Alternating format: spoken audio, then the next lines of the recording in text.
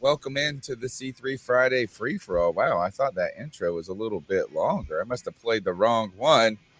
Cody Lashney out celebrating his mother's birthday. Happy birthday to Miss Lashney. And I'm in here in the host chair. Tony Dunn, the professor, the occasional co-host of this show. But tonight, the leader of Cody's little pack of wonder people. Welcome into the C3 Friday free for all. Let's start from top to bottom. Alex, how you doing, my friend? Hey, I'm doing all right, Tony. Happy Friday to everyone. Happy Thanksgiving. Hopefully you guys are all enjoying the holidays and, excited for Sunday.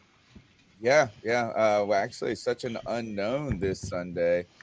Such an unknown. I got to put the link. I'm going to put the link in the chat, guys, if you guys want to join the Friday free for all. This is the show for fans where you guys get to control the conversation. You get to actually be the host of the show. I'm just the guy bringing people in and out and making sure that they got all their clothes on. Drew, how you doing up there up north? Doing all right, Tony. Alex said happy Thanksgiving to everybody. Hope everybody had enough turkey and tryptophan. Yeah, I'm still ready tired. ready for this Panthers game this Sunday. Hopefully, we'll see what happens. But hey, at least we're not Nebraska, and we don't have to deal with Matt Rhule anymore. Yeah, Nebraska's they got their own problems, right? I guess Matt Rhule is now going to be part of them. You see, Panther Pickle with his new microphone in the house. How you doing? I'm doing excellent. Ready for some Panther football. I got so bored I found a clip online a while ago and was watching the highlight or the end or something of the Chargers and Panthers way back in 08. Oh wow. That was how were we in? Oh wait, yeah. Well, we had Jake and we had the two running backs. Yeah, that was Jonathan Stewart's rookie year. Oh yeah, so that would be Moose and Dante Rosario, and on defense we had Marshall, Lucas, and Gamble, and wasn't it that game that Rosario caught the touchdown pass from Jake Delhomme at the end of the game? Yeah. Nixon was on the team. I mean, it was just that wide receiver Nixon. Yeah. Yeah. 08 was a pretty cool season. I think if I remember correctly, that's also a playoff year where Steve Smith went bananas against Chicago, or was that? Yeah, I think that was Did he make it to the NFC Championship that year and lose to Seattle? Which was the year that we did that? I don't remember now. I think that was the year. That was the year that, if I remember correctly, 08 was the year that we got spanked real hard by the Arizona. Oh, that was a 5 interception game. Yeah. I remember that season we were facing. Yeah, you're right, because 03 would have been the Super Bowl. It would have been 05 right. Is what I'm thinking. I think 05 where Steve Smith had 5 touchdowns against Chicago or something like that. Yeah. Incredible. That's that season that Jonathan Stewart showed everybody he showed Ronte Barber was what a stiff arm was. There. Right on. All right, so welcome in. I put the link in the chat. Are there any mods in the chat? Maybe they can pin it. I'll have to open up the YouTube and pin it. This is the show that you get to lead the conversation, and the C3 Panthers Podcast is a podcast by fans for fans, so this is like the most fitting idea that Cody ever came up with. I'm going to have to do good about putting these comments up, because Cody's always rocking that, and I've gotten spoiled not doing it in the past. Let's open it up, guys. What's the first thing to talk about? Actually, before we get into the Panthers, you guys said you were bored, Pickle. How could you be bored? Thursday football, Thanksgiving football was incredible yesterday. Yeah, it was the worst of football since the Panthers won. I was over at my mama's and watching, and they had a game on, and bless everybody's heart. But, Thanksgiving and the holidays are the one times that everybody gets around watching football. And these people ain't watched football in, some of them in 5 years. What's that one player wearing different shoes? What's in collar jerseys are different, and you answer their questions, but bless their hearts. That's just how it is on Thanksgiving. What was the best game yesterday? Uh, I didn't get to sit down and watch all of them. I just watched basically highlights of them. So Detroit and Buffalo was actually really good. yeah, that one went down almost to the wire, didn't it? Yeah. Put it like this: Josh Allen showed us why you need a franchise quarterback. Yeah, he took the team down with 23 seconds and got them in the field goal range. So annoying. To win the game. So annoying. You're right. Is that and you saw that last year in the playoffs? What ended the Buffalo was that same thing. Yep. Right, as Buffalo gets ahead at the end, or at least ties it up, you think, or whatever it is. And remember that overtime where they made, really, they're starting to consider changing the rules because it stinks to have such a great game ended so prematurely in a way. Yeah. But yesterday, if you think about this, every single game was freaking incredible, except for, even the best, one of my favorite games of watching Dallas really start to assert themselves. Not that I'm a Dallas fan, but I think that they are going to rise to the top in the NFC in a certain way because of their defense. They remind me only until the playoffs start. Think so? Okay. Yeah, they always choke in the playoffs. They're a real team right now. Dallas choking in the playoffs. But that game was even good, except for the Giants hung in there for a long time to the fourth quarter. But the other two games came down to the wire, to the absolute wire. And you're right, when I was watching it, I was watching at my sister's house, Pickle. My little nephew was cuddled up beside me, and he was just all in on the Lions, dude. I don't know why, but I was totally cool with it. That's how I was feeling at the moment. And so we start cheering for the Lions. Mm-hmm. And he's like, what's this red? I was like, they got to get to that red line, dude, so they can kick this field goal. He's like, what's the red line, man? You know what I'm saying? He's young. He's like, kindergarten. And he's like, oh, we're past the red line. And then we get closer and they make the field goal and he's cheering. We're cheering. And then all of a sudden, we're like, I go get a drink and I come back and the game's over and Buffalo won. That's what having a franchise quarterback does. Something the Carolina Panthers know nothing about these days. Well, Buffalo's also got him a stud wide receiver. Hey, we got a stud wide receiver. I'm sorry. DJ Moore's a stud wide receiver if you get him a franchise quarterback. Did you guys see them hugging on the sideline? Oh yeah.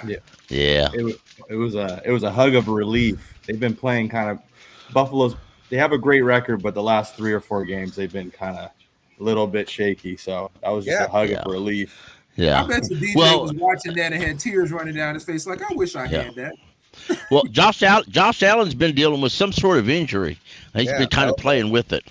Yeah, it's an elbow injury. He's talking about he could possibly need Tommy John surgery if he has to have surgery on it. Yep.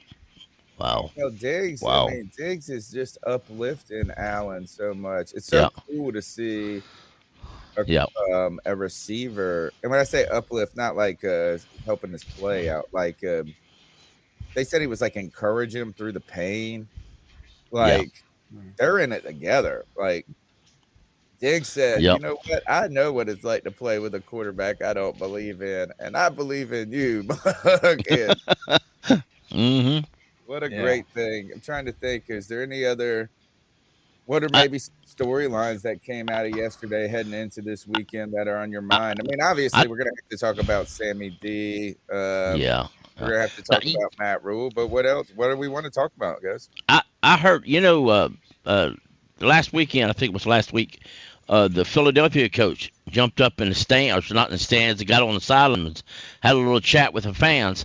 I always thought he was just defending his team. I found out the other day that he didn't really defend his team. He was screaming at some Colt fans because he was saying that this was for Frank Wright, and he thought Frank Wright was done wrong.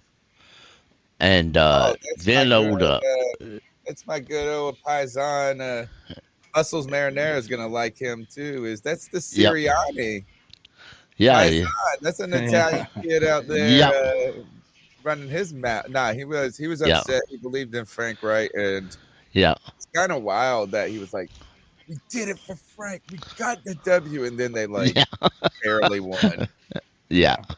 Wow. Absolutely. But you got to feel for Frank. I still think that whole situation was done by the owner. The owner said, "Start this quarterback," and okay, you started the quarterback. I told you to start, and he sucked, so you're fired.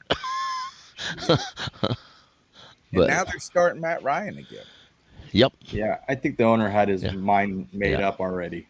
I mean, he wanted him out, and he wanted to bring in Saturday. And I think that's, at the end of the day, that's what he wanted to do, because Frank wanted Matt Ryan to start, and the owner said no, and then got and fired. now Yeah, it didn't make any sense. Yeah, Yep. I agree. So, I think you're exactly right. Yeah, I did want to talk about the because I'm really curious with what you guys think about our offensive line this year, because I know we've taken a step forward for sure, but I mean, a lot of people think that we've taken like let's just say grading scale wise, last year probably we fit F probably, but like a lot of people think we've made it from like an F to an A, and I seem to think more so like we're like an average offensive line. But I kind of want to like see what you guys think. I think we're an above average offensive line, but the thing about our offensive line this year is they've improved so much that what we thought was a strength has turned out to be our weakness, because the line was so bad last year that Taylor Moton got a pass, and now it's so good this year that we're like, damn, Taylor Moton's not that good. Yeah, I think that's true to a large point. We're also seeing, quarterbacks got a little bit more time to stand in the pocket. Absolutely. And that little more time in the pocket, they actually have to find somebody open. So now it's kind of exposing the fact that our wide receivers coach isn't that good, because he can't seem to teach his guys to get open. And comparable to last year, when everything failed, it was always blamed on the offensive line. The offensive line sucked, the offensive coordinator sucked. It was always those two issues. The offensive coordinator still sucks, but nonetheless, the offensive line getting a quarterback time in the pocket, even Baker Mayfield had so much time, he actually held on to the ball too long, but because nobody was getting open. Yeah, and our offensive line couldn't block a stunt last year to save their lives. Right. That was awful. I mean, you put a stunt against that offensive line, and you were getting to the quarterback. Yep. And the side out Taylor Moton, he's not that good, but he's still better than, to my opinion, right now, he's better than his backup. So, that depends, Pickle, because if you really want to think about it, if you want to put a good offensive line together, move Brady Christensen out to right tackle. Oh, yeah. In guard, left guard. Right. And now, change that line. Let me just say, in my opinion, come the off season, if somebody would offer us a respectable offer for Taylor Moton would be gone. That's what I would do. There are folks on this roster, backup wise, I would love to see get more playing time. Cade Mays, I thought looked very impressive. I meant to look up that film last week that he played, because I thought they lined him up at fullback, but a friend of mine said he wasn't lined up at fullback. He just was lined up at guard or something. So I want to go back and look exactly what happened on that play he played in. Yeah, I think it was fullback. I think he wasn't lined up at fullback. Yeah. Because I know I read that earlier this offseason, right after they fired that while Rhule was here, they had Cade Mays lined up taking second team reps at tackle, while at right tackle, and Cam Irving was doing second team reps at left tackle. But then when Matt Rhule got fired, Cade Mays started taking reps at center and guard. So I meant to look at, but nonetheless, I think we have good options already on the roster at right tackle, and respectively guard. We just haven't used them, and maybe waiting till the end of the season would be a better benefit. A little bit more time getting folks experience playing on the line. But I would still, though, before I move Brady to right tackle, I would ask him his opinion on something on it, to see if he would rather stay at guard or if he wouldn't mind to kick over, Yeah. I mean, our offensive line has been so good this year. I mean, especially with continuity and those guys staying healthy. Nobody's heard the name Michael Jordan. Right. Yeah. Exactly. Exactly. But the thing is, like, so that's the thing I wanted to talk about was that our line hasn't gotten hurt a lot of that side of the ball, but that's probably because we're going 3 and out a lot this year. So it's like we're not really on the field. So it's like to me, that's why that is true. Talk about it. That's why I wanted to talk about it. On any given play. But that's where I looked at, because when I try to look at some tape and stuff, and I do I want to see how the routes are run, and by and large, the receivers aren't really running good routes, but and if they are, they're not really making good separation. And when they are separating, the quarterbacks have trouble getting into the ball. And I just wonder, though, I still go back to the wide receivers coach, because I didn't realize he didn't have any NFL experience. He wasn't even the top dog as the top wide receivers coach. He was assistant to the wide receivers coaches in college. So, but Pickle, and I get what you're saying, but do you also notice that as far as the wide receivers go, I know we're a run-first team, but the receivers got a lot more love when PJ was under center compared to Baker being under center. Exactly. When Baker is under center. DJ Moore is a ghost. But, I mean, when PJ Walker is under center, the receivers are getting the ball. Right. And that's why I'm kind of excited to see Darnold this week. I'm kind of excited to see him. Yeah, that may be true. Darnold's actually got a better, in my opinion, he's got a better arm and arm talent than both Walker and PJ. Sam's problem always been he gets a little skittish under pressure. So I think when it comes back to Alex, when it comes back to Alex's question is that everybody's just brought up some points that are part of the equation, and we're trying to figure out. It's just kind of one thing is this: the offensive line has been so historically bad in Carolina for 10 years almost, or 6 years since 2015. Really, 20. Like, we really haven't had a good line. They've always had inherent deficiency at left tackle. Mm-hmm. When Khalil started getting hurt, we started to have problems at center. So one of the questions is the offensive line as good as people are making it out to be, or is it just better? And we love to see a better line. And really, it's just one of the better parts of our team right now. Maybe they're both a little true on that case. And then you go to this is one thing I think that has made us feel really good about this offensive line is that we've got Icky on it, and he's been so successful at left tackle, and that has sort of been some kind of bugaboo, or like we've just not been able to figure out left tackle since Jordan Gross, really. And so I think that makes us just feel better about this line, whether or not it's the case. And he's played so exceptionally well. That's been a good thing. I think that once we injected Bradley Bozeman into the line, that you started to see the center feel a little bit stronger.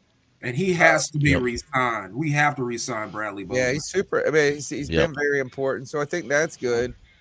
But it's not like they have been flawless by any means. I mean, I think they're above average. When I say I think they're probably a top 15 offensive line, and I could see people making an argument for in the top 10, but we're not winning enough for anybody on this team, in my mind, to be top anything. Yeah, but we don't have a quarterback to win it. Yeah, and then my last kind of point about it is, or last I think that you brought up too, was real important, is that now we're starting to go as Moten the weaker link. And you're right. It's the offensive line is one of those things. It's hard to say like this player's good or bad when everybody around them is terrible. So we have been like, oh, Moten is being pulled down by a poor line. He's the best one on a bad line. Now is he is he starting to trend towards average on a better than average line? And at the end of the day, It is weird with the guy under center. Somehow the receivers get the ball and the other ones don't. And I'm right, Alex. I think Sam Darnold. How about this? How about we might get the most exciting quarterback on the damn roster now? Tony, I can't believe I'm even saying that. I can't believe it. That's just like Sam Darnold, really? I don't know. I really think he's going to be like probably our best quarterback on the roster this year. But let's be real. During preseason, who would have thought we would be waiting for Sam Darnold to get healthy so we can say Sam is the best wide receiver on the roster? I mean, quarterback, wide receiver, whatever. Maybe even maybe wide receiver. If he plays decently, is he the veteran bridge? Do they re-sign him to be the veteran bridge if he plays decently? I've been saying it. All right, and that's why I said it. I don't know. I don't know. I don't. To me, because he'd have to be re-signed. To me, I think one of these quarterbacks is coming back. It might be PJ or Sam. No, it's PJ or Sam at this point. Bringing in my bastard son, white chocolate espresso. Hell yeah! Happy Thanksgiving. So you think if Sam Darnold comes in here? Yeah, you think we have one of these quarterbacks on the roster next year? Yeah.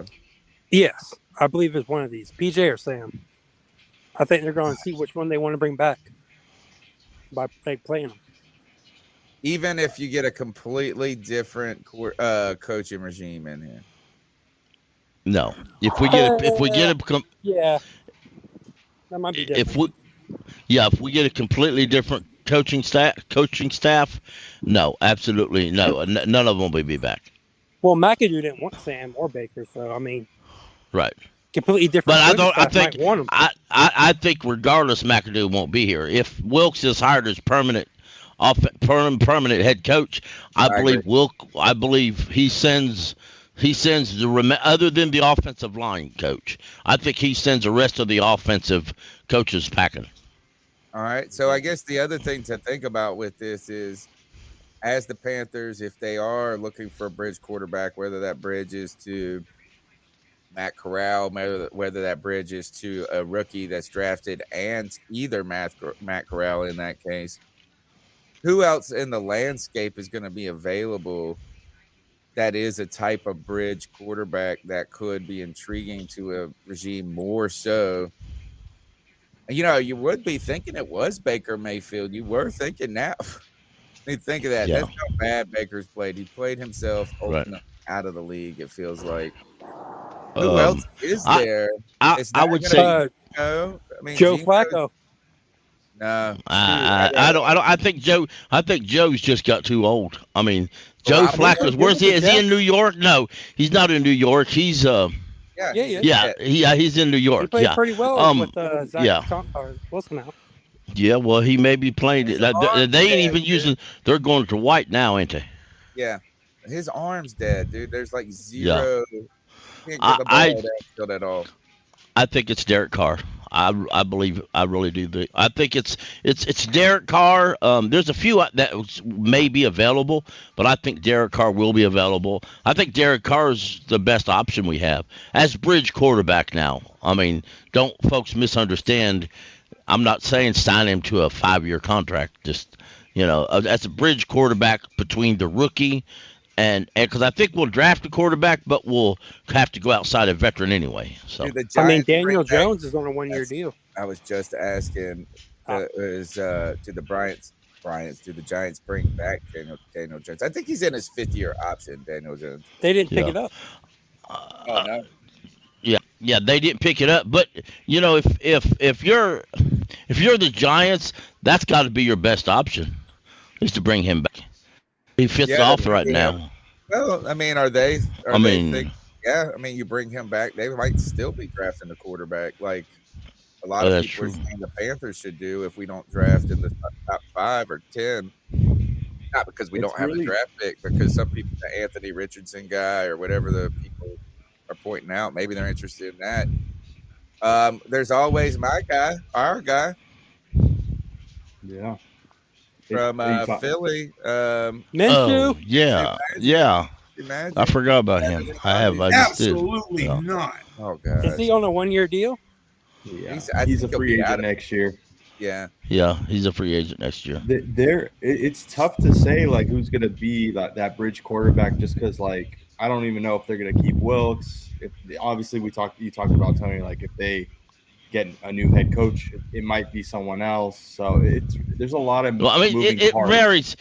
Yeah, it varies on who actually. It varies to me. It varies on your next head coach.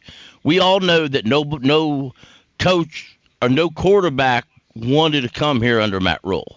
You know, none of them did. The Rams quarterback Stafford didn't want to come here under Matt Rhule. Kirk Cousins, they tried to trade for him, and he refused to come here under Matt Rhule. So your next head coach, whoever it is, it will you know the veteran quarterbacks have to look and say, hey, that's going to be a great coaching staff. It's going to be a great place to go. You brought up the fact of possibly bringing in Derek Carr. Are you thinking that the Raiders are going to release him? Yes. Because I don't want to bring Derek Carr in via trade. I don't either, but knowing how Scott Fitterers seem to like to go out and trade for vet quarterbacks, I would, but I don't think you're going to get Derek Carr to come here for what Baker's come here for. So we're trading for Zach Wilson. When I looked to like a similar contract that the Falcons gave Mariota. Mariota. Trade for him, you have to take on his contract from Exactly. Now, I know earlier I said something about trade. I wouldn't trade, but I mean, Jimmy Garoppolo is going to be available. To be honest with you, well, he'd be available too. But how much money is he going to want? And no, James, absolutely not. But here's a name nobody wants. Here's a name nobody wants. As soon as I say it, everybody's going to say Baker? no. But you've got to think he is a bridge quarterback now, and he's won some games. And Jacoby Brissett. I am. That's who I'm thinking about. I'm not saying I would do this, but you're Scott Fitterer. If you're Scott, hypothetically say Scott comes back, because if we don't win no more games, Tepper has full. You could expect Tepper to sign everybody out of here. I mean, GM, head coach, everybody. But again, it's not their fault. What's going on now is that doesn't matter. It doesn't matter if there's Wilson's fault. You're right, but at the same time, that's the way the NFL works. That's business in the NFL work. Just because it's not your fault, don't mean you ain't gonna. It ain't. Here's what it is, like it or not. Define bridge quarterback for me, because like bridge quarterback is a quarterback. Like 2 years to me, is a quarterback who will come in until your rookie's ready to 1 start. to 2 years max. Or a guy who can. Now this guy may be your starter or your backup. You know, he may, but to me, a bridge quarterback is a guy who can teach your rookie quarterback something. I don't want a bridge quarterback who's going to come here and say, hey, you may supposed to learn off me, but you're going to set your ass on the bench. I'm taking your fucking job. I don't really want a quarterback like that. You go get a guy like, for example, you go get a guy like Daniel Jones.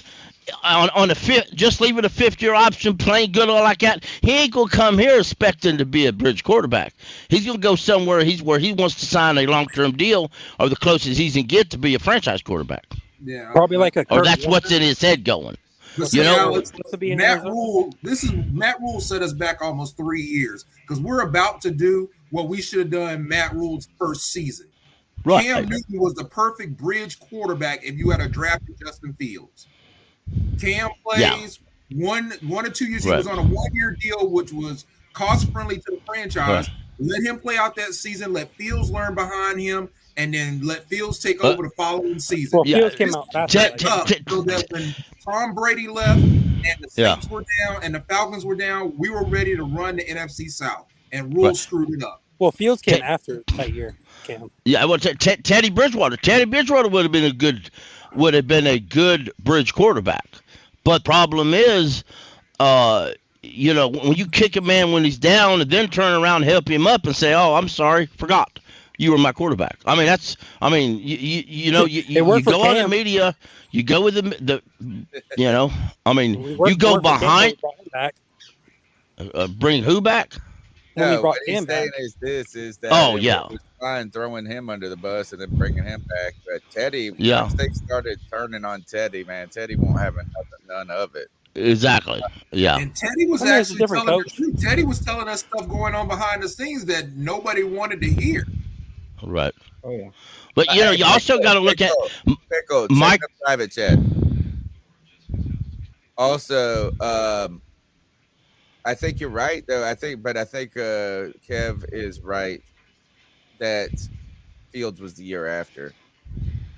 Yeah, he was. Because we were picking. Who did we pick that year? That was the year It Sam was Darnold the Herbert came to us. year. Yeah, that's the Herbert year that Yeah. we went with Teddy Bridgewater. We could have got And Hurdy wanted to move up with the Giants in order to take Herbert, and Rhule said no. we could have got Hurts, but we got YGM. Yeah. A lot of people were down on Hurts. You know, Hurts has really been the great success story of the last few years, or last 5 or 6 years, of a quarterback who's truly been a later, you know, non-first. I don't like when they say Patrick Mahomes. You know what I mean? He's picked 13th or whatever. Yeah. You know, it's not, but so He was mid round. Yeah. and he goes into a great situation. But I mean, like, I think Hurts is a real what people think as a project quarterback, you know, and that is a success story in so many ways that they stuck with him.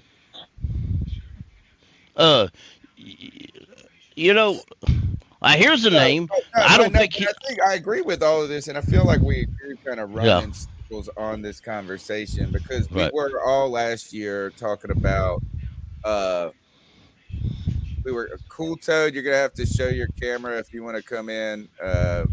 We got a policy where you got to put your face up. Now type in the chat who has the most sacks all time as a Carolina Panther. That background, you off to the side, totally looks shady, bro. And we have been bombed by shady porn people before. We ain't that gullible. Here's we're gonna, you know, you got to pass the. Oh, he's gone. You got to pass. Taylor Heineke. Taylor Heineke is going to be a free agent, as well as Mike White, Geno Smith. You know, and Kyle Allen. Kyle Allen. All of them are going to get a start this week. Yeah. So we know Taylor Heineke's been starting. Geno is going to resign with Seattle. They're going to resign. Yeah. You think if well, that's a question though too. If the Commanders roster, does the Commanders fire Ron? If so, or do they keep Taylor Heineke? Would you bring Taylor Heineke in as a bridge? Washington going off right now though. Yeah. I think they keep Taylor Heineke, and I think they keep Rivera too. Yep. Carson Wentz may be gone. Cooper Rush will be available. and listen, if Scott Fitterer hires a guy from the Cowboys, he may bring in Cooper Rush. Stay away from Cowboys coaches. Here's a guy I like. Now we haven't seen him play this year, but I got to say his name. I think it's the guy Taylor Huntley. Is that guy that the Ravens backup? Yeah. Backup quarterback. He played well. I liked him pretty well last year. Last year he played real good when he had the chance to start. He fits their system. Yeah.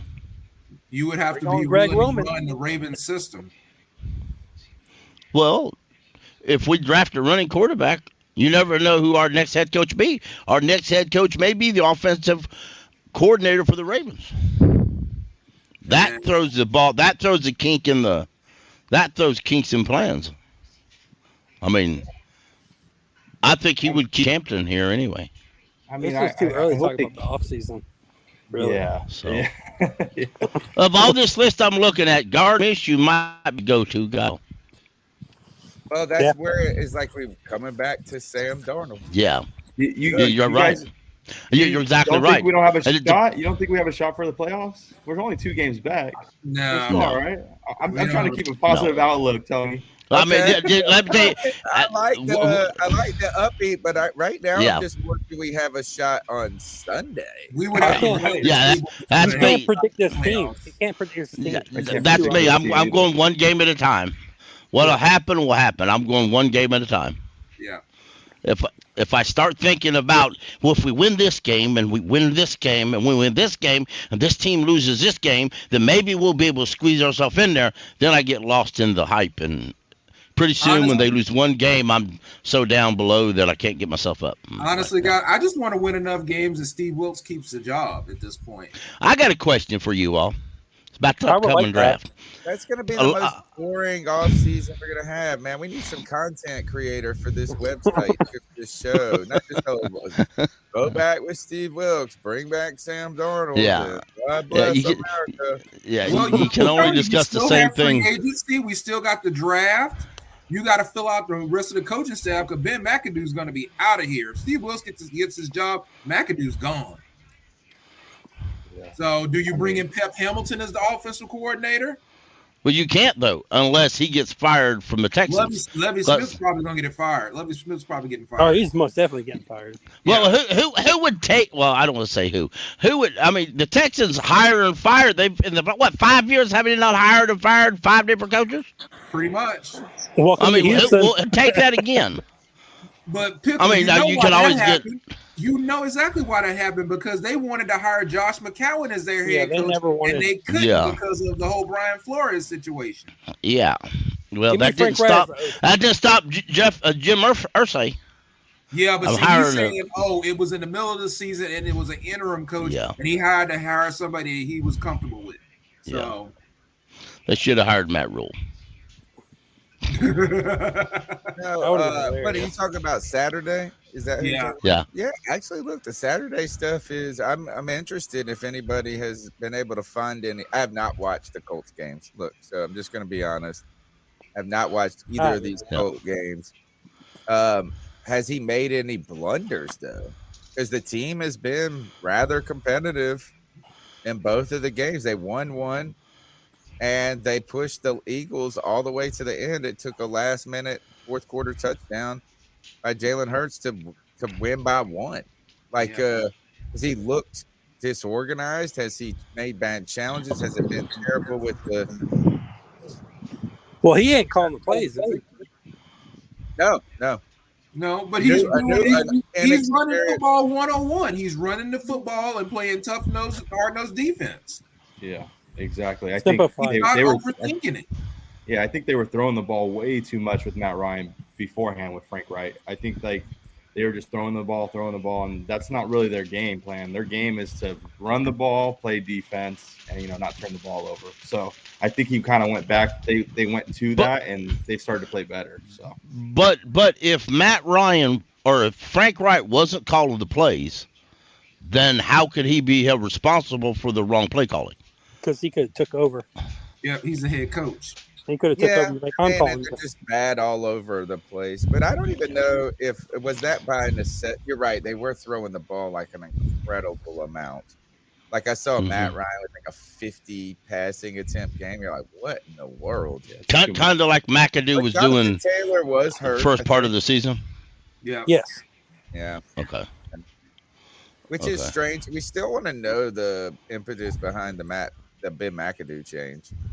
Is this instructive from the top to him to get it together? Honestly, Tony, I believe it's honestly the head coach.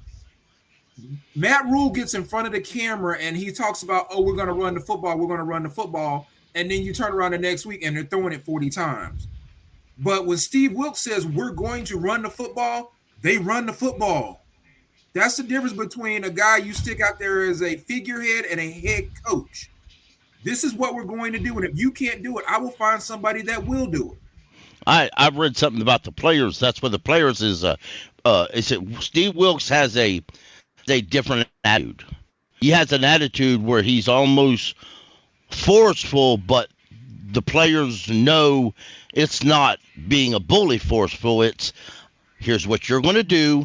Here's what I expect you to do. Here's what you're going to do. Comparable to Matt Rhule, who was, come on, buddy, let's do it this way, okay? I think that we would really be better job doing it this way. So he's playing with house money. He's expecting to get fired. So I mean, he's like, fuck it, I'm just going to do whatever I want. But now I think Steve Wilks has already proved quite a bit this year. I think he'll have a job in the NFL, whether he's with the Panthers or not. I really expect a coach to come out and get him at the very least for an offensive, or at least for a defensive coordinator. So because somebody's going to need a defensive coordinator. Elevate him to the head coaching position. I mean, he's done. I would. Yeah. I'd elevate him and leave him right there. So exactly. I mean, these players are playing hard. That defense went to Baltimore against Lamar Jackson and held him in check for 3.5 quarters. If anybody had told us last week that we were going to hold the Baltimore Ravens to 13 points, we would have all said we win this game. Mm-hmm. Yeah, absolutely. Absolutely. You're absolutely right. Or that we just wouldn't have done it. Yeah. But I'm telling you honestly, if somebody told you last week, said, I guarantee you this defense will hold Lamar Jackson and the Ravens to 13 points, you would have been like, shit, we win this game. I mean, somebody on the chat said a while ago that we've actually got a team. We're just missing a quarterback. That ain't far from the truth. If you go back and look at each game, we are not winning for basically one or two plays, literally. At each game, we're not being blown out 30-0 every single game this year. That was Cincinnati, and the guy was sick that game. Yeah, but other than that, we've not been blown out. What's up with sick? Everybody's sick now. Yeah, every single you got. Bro. Yeah, it's the holiday. It's kind of like they had something almost like to the point of food poisoning. They need to. That's what they were talking about. It said you know what they're probably doing? Matt Rhule's wife's probably sending the food over and they eating it. That's probably what it is. Or they're eating that Jacksonville Jaguar food over there. Yeah, because Derek Brown, they said he was violently ill. That's why he couldn't come back in. They said he was losing fluids left and right. This happened to my college team that they had some sort of food poisoning through breakfast or something with the team. And like 12 dudes were like, and it was like all the starters too. Like, they were probably all eating at the same table out of the same batch of eggs or whatever that got them sick. And they were trying to and this was earlier in the week, but they were like, how can you manage practice? How, and these kids are just jogging all day and shitting their pants out. But I think right now I saw that there are 8 people on the injury list. Maybe I glanced yesterday or on Thanksgiving that said illness. So sickness, flu bug floating around there maybe right now. Let's talk about this game, guys. Denver comes to town. Are we really just 2 games out? This can't be possible. Yeah. We really are. Yeah. 2 games. That's why how bad this division I can't give up. I'm not going to give up. I know. I'm a realist, but I can't give up. If we won out, we would win the division. It's possible, but I don't think it's going to happen. Right. No, I'm like just thinking about Sunday, but gosh, I really do think the Bucks make a late season push here. I think they start to find it, find ways to win, and just kind of eke out the division and get into the playoffs and maybe make somebody's life kind of miserable as a team. You don't want to play with Tom Brady in the first round of the playoffs, but I don't think he's cooked entirely. I think that's an overblown storyline. I think there's a lot of other reasons that team has been struggling, but the Panthers are hosting a very bad Denver Broncos team. And now we all, or at least I believe in the sports industry and just as fans, we tend to latch on to some perspectives that we maybe we form going into the season.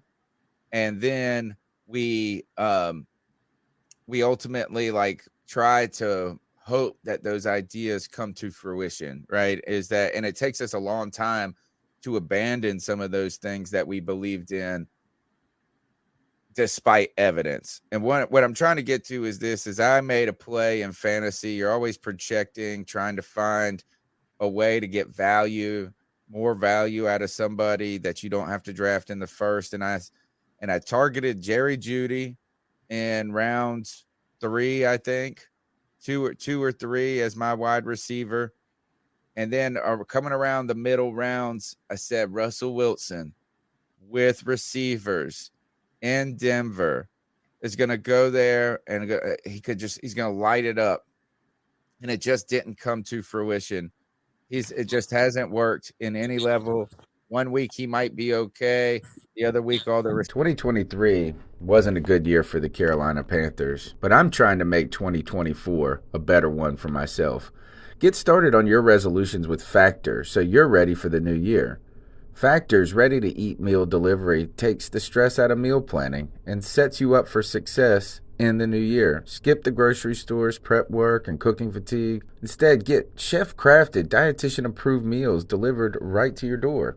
With over 35 meals to choose from per week, including keto options, calorie smart, vegan plus veggie, and more, plus over 55 weekly add-ons, you'll have a ton of nutritious and flavorful options to kickstart your resolutions. Skip that overpriced takeout trap. Factor is cheaper and way more delicious than takeout. Get chef-crafted, restaurant-quality meals delivered right to your door, and they're ready to heat and eat in just 2 minutes, which means more time for you. Head to factormeals.com/C350 and use the promo code C350 to get 50% off. That's code C350 at factormeals.com/C350 to get 50% off. Receivers are hurt. He's been bad. The whole team's been bad. And I go on this radio show, guys, once a week, and we do picks. We just do not against the spread, just straight up across the NFL, and we keep up with them all season long, and we've been doing it for 9 years. And I just keep picking the Broncos because of the law of averages, right? Like I just it's got to come together. It's got to come. Kind of like how I felt with Baker. I didn't think Baker was going to be a savior, but I thought at some point it had to have been a little bit better than the worst that it was. And the trash all over the place. The other is this, but my friend, we're picking the games, and I don't really want to pick Carolina in any game right now. Not because I don't want them to win, but it's just hard at this point with so many unknowns to say, yeah, we should go out there and win this game. Can we win it? One thing. Will we win it? A different one. And he goes, don't pick Denver. You can't pick Denver again. You can't pick Denver again. So I kind of got bullied into picking the Panthers in a way. What do you guys think about the real shot of a bad Denver team traveling across the country, injured and wounded? Cortland Sutherland, Sutton, whatever his name is, their number one option. No Jerry Jeudy, no Melvin Gordon. He's been cut. A quarterback who is losing, and a head coach who has just been miserably bad against the unknown Sammy D Panthers. Yeah, I mean their scoring offense is worse than ours. This is a game, Tony. This is a game where you go to a bar, you find a bar on Sunday, and you pick your favorite drink, and you tell them to keep them coming, because this is gonna be a game where it's probably gonna be a snoozer, a lot of punts. So, it's gonna be a tough game. I think for the Panthers, we always play tough, or we always seem to lose to the Broncos, at least the last few times that I've seen. So, I haven't looked a lot. How good are the Broncos against the run? I seen it on Facebook. That's a good question. I know their defense is good. Yeah, but so you're saying if the Panthers can get up by 2 touchdowns, we pretty much won the game. I would think so. Yeah, I mean, if they score over 18, they pretty much win the game, I think. Because I think what's the record? I think they'd be 9-1 or something, or if they have 19 or more. Yeah, it's like that. Okay, let's if the Panthers win Sunday, let's slow down on Sammy D as our stud quarterback here, okay? We kind of, we let's be honest, we kind of got folks got carried away on PJ Walker. Well, they're probably the toughest defense we have to play with. Yeah, but here's the thing. Here's the thing, Pickle. Why we got hyped was like after that game, we're like a game back. So like, let's just say Sammy D wins on Sunday, and the Bucks lose to Cleveland. We're a game back. Of course, Panther fans are going to be hyped. We're going to be hyped. Okay, we're technically we may be 2 games back, but for those to take advantage of them 2 games, we're going to have to win the remaining games. We're going to have to hope the Falcons, who beat us twice, and no, they only beat us once. Okay, well, still, we're going to have to hope that the Falcons and the Bucks both keep losing. I mean, this is the way it is. Yeah, now, you know. They have the Browns, Saints, and Niners. The Bucks, the next 3 games. Browns, Saints. Yeah, Niners. that's just gonna. That's a brutal schedule, ain't it? How about this? Is that the Broncos' run defense is better than ours? Let's put it that way. Yeah, their defense is legit. I mean, it's not too bad. They are right behind. They're probably a little bit middle of the pack when it comes to total rushing yards per carry. They are middle. If they're not top 5, we can run on them. Yeah, what I'm saying is that we don't have a good running defense usually either. I don't think the Ravens so let me throw this question out: Who traded for the worst quarterback? Denver traded for Russell Wilson, or the Panthers traded for Baker Mayfield? Who got the worst end of the deal? Denver, absolutely. Denver, absolutely. They re-signed him to that long extension, and they gave up first-round picks. We only paid $3 million. Yeah, they paid $243 million. Yeah. I don't know. I'm not ready to say that Wilson is. Maybe I'm just. It could be the coach. Honestly, Tony, look at our defense. Our run defense, since Wilkes has taken over, has gotten better. It was last week, that's for sure. It wasn't against the Bengals, though. Well, again, everybody was sick with food poisoning that week, so I throw that game out. I don't count that game. I still don't believe that. I want to give a shout out to Nick Montero, a fellow free-for-aller. He said, keep pounding. Happy National Fat Kid Day. I'll see everybody next Friday. Sunday is the battle of the future backups. Nick Montero, $4.99 love bomb. Russell Wilson coming to town. Sam Darnold in the house making his debut. Russell Wilson's certainly going to have time to rejuvenate his career in Chicago and Denver. They've paid so much for him and allocated. They're not going to be able to give up on him at least for 2 more years. So they're just going to have to live with an aging quarterback that they made a mistake or not. Now, Sam Darnold, I wonder how much pressure is on him right now. I almost feel like this is a relieving kind of way to enter the game. In that you've already had the quote unquote trade happen where Baker came in and they didn't believe in you and you had to do all the press stuff for that. Then he's behind the best offensive line he's ever played with. Yeah. Then you have you lost the job in the preseason to Baker because they thought he gave you a better option. That clearly didn't happen in reality when Baker took the field. You even were still injured enough to where PJ could come in and at least for a moment try to convince and tease you that he was better, but then he also showed so many inconsistencies. I feel like Sam Darnold right now has probably got the least pressure on his shoulders as Carolina Panther quarterback heading into this game behind the best offensive line that he's had ever. Sam Darnold is playing with house money right now. Yeah. Nobody expects anything from Sam Darnold, so Sam can go out there and let it rip. If he throws 3 interceptions, we expected him to do that. So he has no worries. Just go out there and sling it. Run the game plan and do what you do. Yeah. If you're the Denver Broncos, you know what you do? If you fire your head coach this year, you go out and you hire the Seahawks offensive coordinator as your head coach. Didn't because that way, It's Shane Waldron. I don't know that he's even smart enough to do it. But let's be bluntly honest. You paid that much money for your quarterback. You gave up that much money for the quarterback. You've got to get him in a system that he knows, because you're too far in to scrap everything and go forward. So you just got to go get somebody that's used to Russell and that knows what Russell can do. The Denver Pretty much Broncos give him are the same offensive he's had since he's been Denver. Because let's be honest, let's think of it this way. Maybe it wasn't Russell Wilson that was so good. Maybe it was this system that Pete Carroll uses that made Russell Wilson who Russell Wilson is.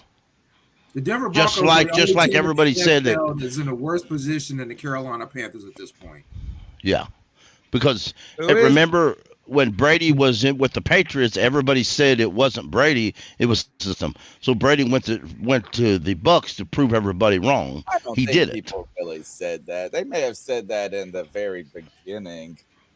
Yeah, but I think Brady did enough for long enough. Everybody knew that he was an incredible. He was the best quarterback. Yeah, I also think the Broncos. I think their wide receiver team, like the wide receivers, are a little overrated, honestly, if you ask me. But I kind of want to, as far as Russell Wilson goes, I still want to give him another shot. Like, I think this is just like one of those years. It happens, I guess. But I don't think he's like on the downfall. I just think maybe like you said, maybe someone new, a system that he knows a little bit better, that might help him out a little bit. Maybe they need to go hire Brian Schottenheimer. He was with Russell for a long time. I heard Melvin Gordon was playing future, and that's why they cut him. No, I think he fumbles the ball too much. Yeah, I mean, but I'm excited. Honestly, it's weird for me to say Tony and everybody, but I can't believe I'm excited to kind of see what Darnold could do on Sunday. I'm really excited to see. Yeah, it's just like it's almost too little, too late at this point for me. Yeah, I would have almost been happy this happened 2 weeks ago. It should have happened last week. Yeah. You're right. But this is going to give him a lot of time. They didn't. Yeah. Maybe they did him a favor and not rush him in either. That's true. He's been hurt. He hasn't been dead. But didn't they say? I know he's got the playbook. He's probably been listening on the mics. It's not like he's taken over an offense that he was introduced into 4 days ago. Didn't Wilkes come out and say like PJ could have played last week, but he decided not to? So like, why isn't PJ playing this week? Well, now on the injury report, he's listed as out or doubtful, very doubtful. I don't think PJ's. I think PJ's really hurt, and I don't think he's going to be available this week. I don't know that he's going to be available next week.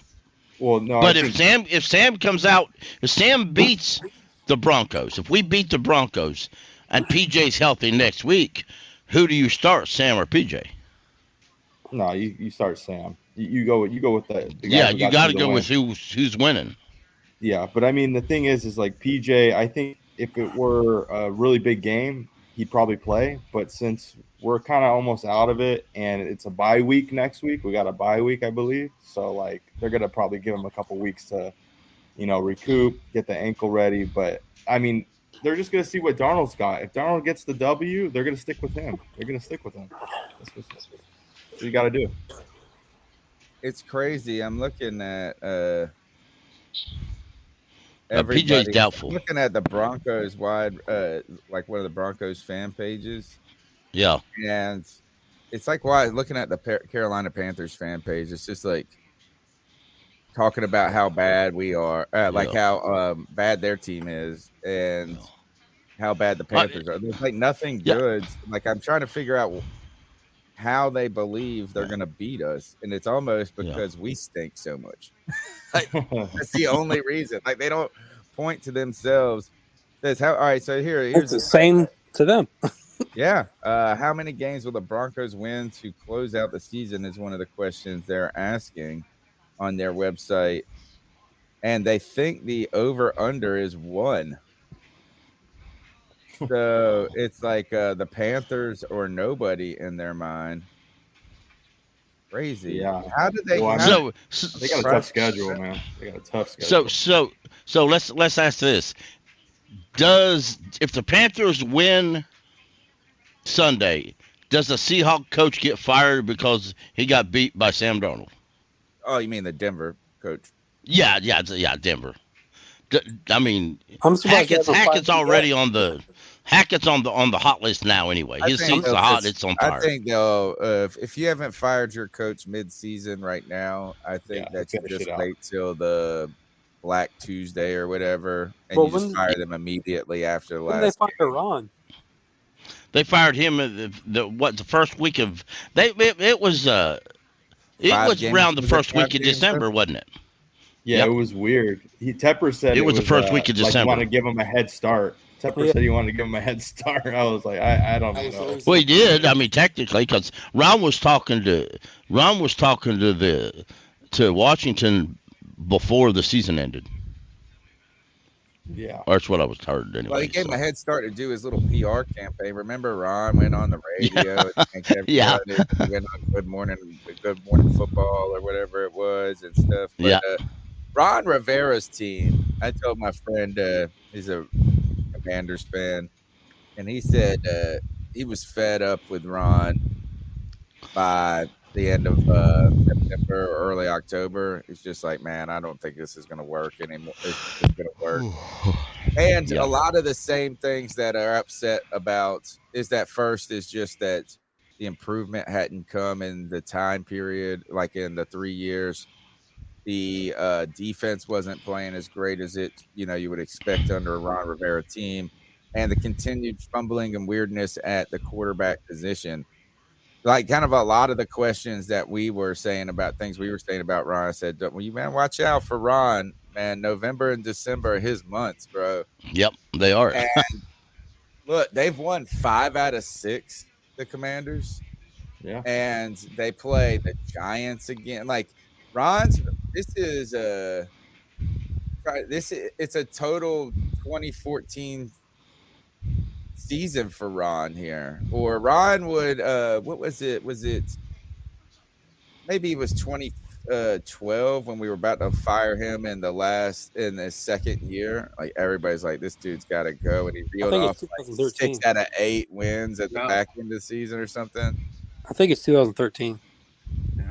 We were 12-4 in 13 though. Yeah, but we started out slow. This is Ron Rivera's time of the year. I know, man. if the This playoffs happened today, Washington would all 4 of the NFC East teams would be in the playoffs. All 4 of them. Wow. All 4 of them. That's did just you amazing see to me. Who started? Would they bench Davis Mills? Who started? Kyle That was Allen, fun yes. to me. Yeah, Yeah. Kyle Allen. Kyle Allen. I didn't think Ron Texas was on the Rivera. bench. It was Taylor Heineke versus Kyle Allen. Like you can't make this shit up. No. Yeah. It's like the Battle of the Bastards. So all right. Yeah. So look, is that somehow with Sam Darnold coming in week whatever this is 11? What is this? 12? 12? I think 12. If you would have said at the beginning of the season that Sam Darnold would be making a debut after, it's just hard to believe that you could conjure a world where Sam Darnold coming into the game after not wowing you for the first 11 games would be an upgrade. But right now we're walking into trying to figure out something about this Carolina Panthers team. And the defense played remarkably stout against the Ravens. And you can't overlook that last week. In a tough environment, on the road. The Ravens' home environment is one of the best in the entire league. And now you're sitting here going, we got a wounded Denver team. Can we win this? How can we win this game? Because I was looking it up, Alex, what you said is the type of game, just saddle up to the bar and say, keep them coming. One of the Denver sites said, they go, I could really see this being a 0-0 game at halftime. I'm No. actually No. not mad that I'm working Sunday. I don't see that happening. Honestly, I believe Carolina gets the run game going. Deontay Foreman gets in the end zone, and I think Steve Wilkes lets that defensive front loose. I think Brian Burns gets a couple of sacks on Russell Wilson this week. I'm just kind of glad I'm working this Sunday. So I think it's going to actually be a decent game, guys. I really do. I don't know if I'm just being optimistic, but I think Carolina's going to have a really good game this week. it's going to be like the U.S. soccer team versus the English soccer team. What is Yeah, that? you know what's bad? If you look at the Panthers' injuries, we have one healthy tight end. That's it. The one's listed as out, and the others are questionable or doubtful. We literally have one. Tommy Tremble's the only tight end we got that's healthy. And tight ends, we use the tight ends as paramount to help pass blocking and run blocking. Well, at least blocking is Tommy Tremble's big forte. So the most exciting game that we've played this year. We lost. I mean, even that's including our so-called fullback that's also listed as a tight end. So Ricci. So yeah. But I guess if worst one's the worst, you can put in offensive lineman and say that he's your tight end. Cam Irving. This is a game. This is a game I hope to see. Or the guy they used last week, Cade Mays. All right, go ahead, Alex. Oh, this is a game I hope I see like some Johnny Hecker, some magic. Like we get a little fake punt action. This is one of those kind of games where we should probably see that. It could be. I think it's going to be one of those kind of games where you're going to see some fake punts, especially if we're like near the 45 midfield area. That's what I think. It's going to be one of those kind of games. So, we'll try to figure out a little bit more about this game right now. I want to remind everybody that the C3 Panthers podcast is sponsored by PrizePicks. This is your daily fantasy sports hub where you go and you get to make a bunch of money or sometimes be a little frustrated like me when it comes to daily fantasy football sports. The way it works is you find multiple players and you try to calculate if they're going to go more than or less than their projected their projection for yards, catches, whatever it may be. You go to prizepicks.com, you download the PrizePicks app, and you use the promo code C3. You'll get a 100% first-time deposit bonus up to $100. I tell you, if if they were not a sponsor, I'd still be talking about them. In fact, I talk about them on this show in many episodes where they are not paying for the read at all. But they have sponsored our Tuesday and Friday free-for-all, our Tuesday show and the Friday free-for-all, for us to help look at and forecast the game based on some of the player projections that are coming out. And the one, if you pull up right away, PrizePicks right now, you just pull up the NFL under passing yards, the first two quarterbacks that show up in the house are Russell Wilson and Sam Darnold. Now, I just want to tell you guys this Russell Wilson number is moving. I took Russell Wilson earlier in the week on the Tuesday show with more than 226.5. This number has moved down to 2019.5. You're getting a free 7 yards in comparison to Tuesday. Today's Friday. Is it? Are you still there, Kev? Yeah. Today's Flex Friday, right? Can't we make, or did we miss the window? Did it end at 8?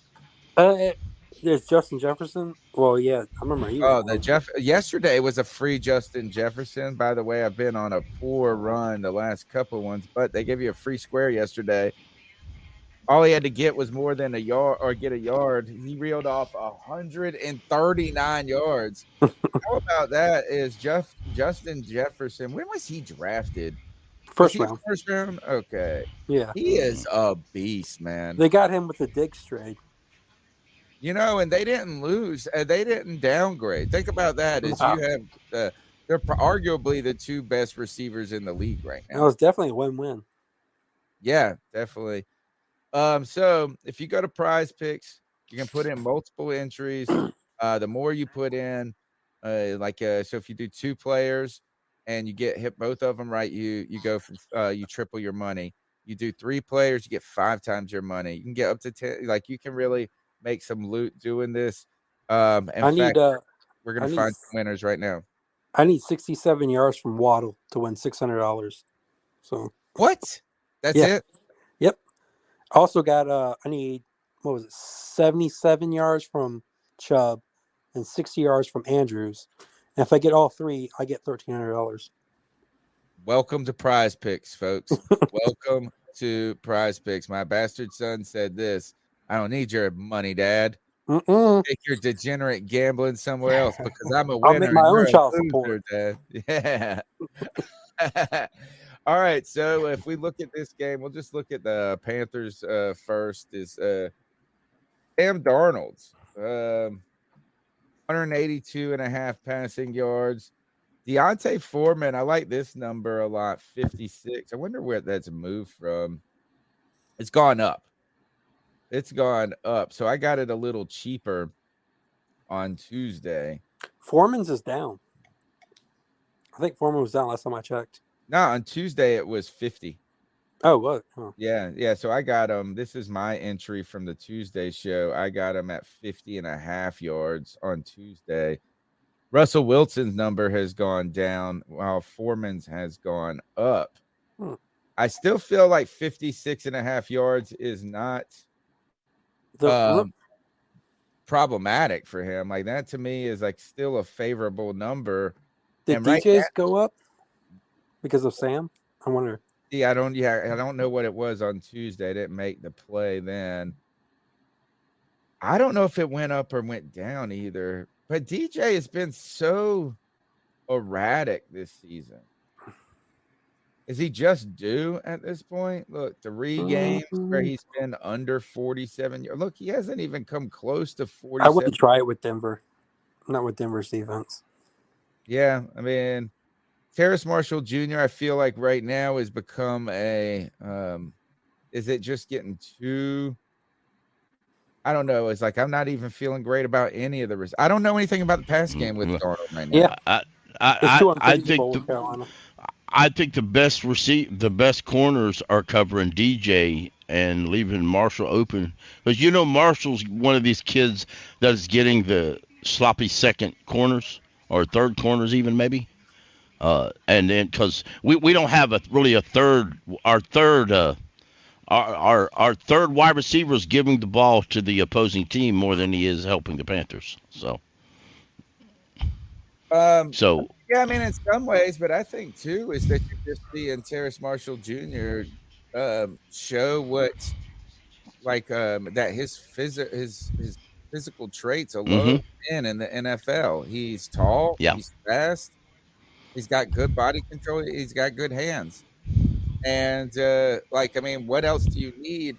And to me, and I don't know if this was me just kicking a dead dog while it was down or a hurt dog while it was down when we fired Matt Rhule. But I put this tweet as probably one of my most successful tweets in the history of me tweeting. And it was that Terrace Marshall Jr. is the biggest, how do I put it, indictment that Matt Rhule was a fraud. And don't worry, you're not kicking a hurt dog because he's got some money. Yeah, like hey guys, unrelated to PrizePicks, but Anthony Richardson just went down. Who did I play? They're playing Florida State. Like hurt. I might he just got up. It looks like he took a shot to the head. They just got him up. Quarterback Kenta number 11's coming into the game, but he's already thrown a 52-yard touchdown pass. I didn't know they were playing. Yep, it's 7-7. Do you guys? Oh, Latavius Murray is their starting back. Is he under in this game? Is the Panthers run defense going to show out this week? Wait a minute, is Walker? Oh, wait, I'm thinking of. Never mind. That's Denver. I like taking these quarterback rushing yards right here, like 12.5. I bet you Russell can capture that, but still, he's not as young as he used to be. Used to cover that all the day. Any of you guys like any of these? Not really. Okay. All right. Tony, do you check the running backs for Miami? Miami game? Let's check all the running backs right here. I mean, Mark Andrews is 60 yards, which I think he can get easily. They're playing Houston, I think. Oh, no, that's Dolphins. Never mind. Brian Robinson, 50.5 rushing yards versus the Falcons. I kind of like that number. We destroyed the Falcons on the ground with the ground game. Isn't he the backup? No, Robinson the starter. Yeah, he came back from them gunshots. He got shot out of a gun now. The Derrick Henry, 95.5 against Cincinnati. Kareem Hunt, 28.5. Who'd you say? Miami? Yeah, the Miami game.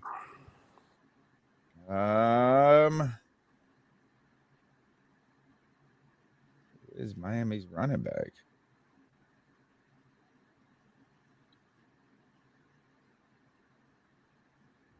They don't have a rushing play. You know what? They're two running back committee probably for PrizePicks at this point, because right now they got Tua at over 285.5. Tyreek Hill 95.5. Waddle, you got him at a good number. It's up to 75.5 right now. Tough week so far. See if we see anything. You guys can speak up if you see anybody that you like. I got Waddle at 66.5. So yeah, so you've got him at on a discount. Don't love Geno. Ooh, Geno actually against Las Vegas defense might be all right. Yeah, Vegas defense is not good. Hurts versus Green Bay, 230 yards passing.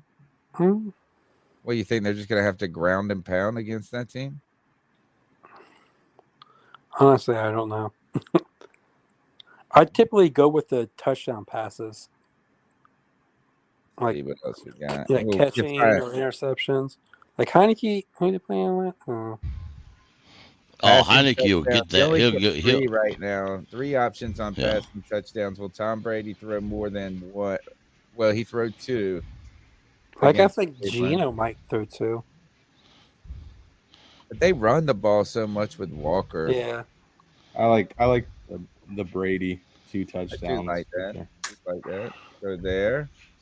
See receiving yards. We'll see if we like any. I mean Drake London because of what's his name from Atlanta? Pitts hurt. The tight end. Yeah, Pitts, but they don't throw the ball at all. No, I like this one almost. Curtis. Look, they still got Curtis Samuel in his Carolina. Brandon Cooks, Robert Woods, Amari Cooper. Ooh, Amari Cooper versus Tampa Bay. That might be good. Chris Godwin, Mike Evans. See who we got. Andrew's gone up. It's a tough week. I don't feel great about anybody this week. Nah, I know. Kittle, 45. Yeah, I like that. I mean, who are they playing? New Orleans. Oh, And They're just a weird team because like sometimes too many weapons. Too many weapons, so it's like it's tough. But I mean, Kittle should get 45. I mean, I can get that on one play. Do we like Baltimore's defense? So I don't know if I want to pick a running back against Baltimore's defense. Yeah, I wouldn't. What about Eckler?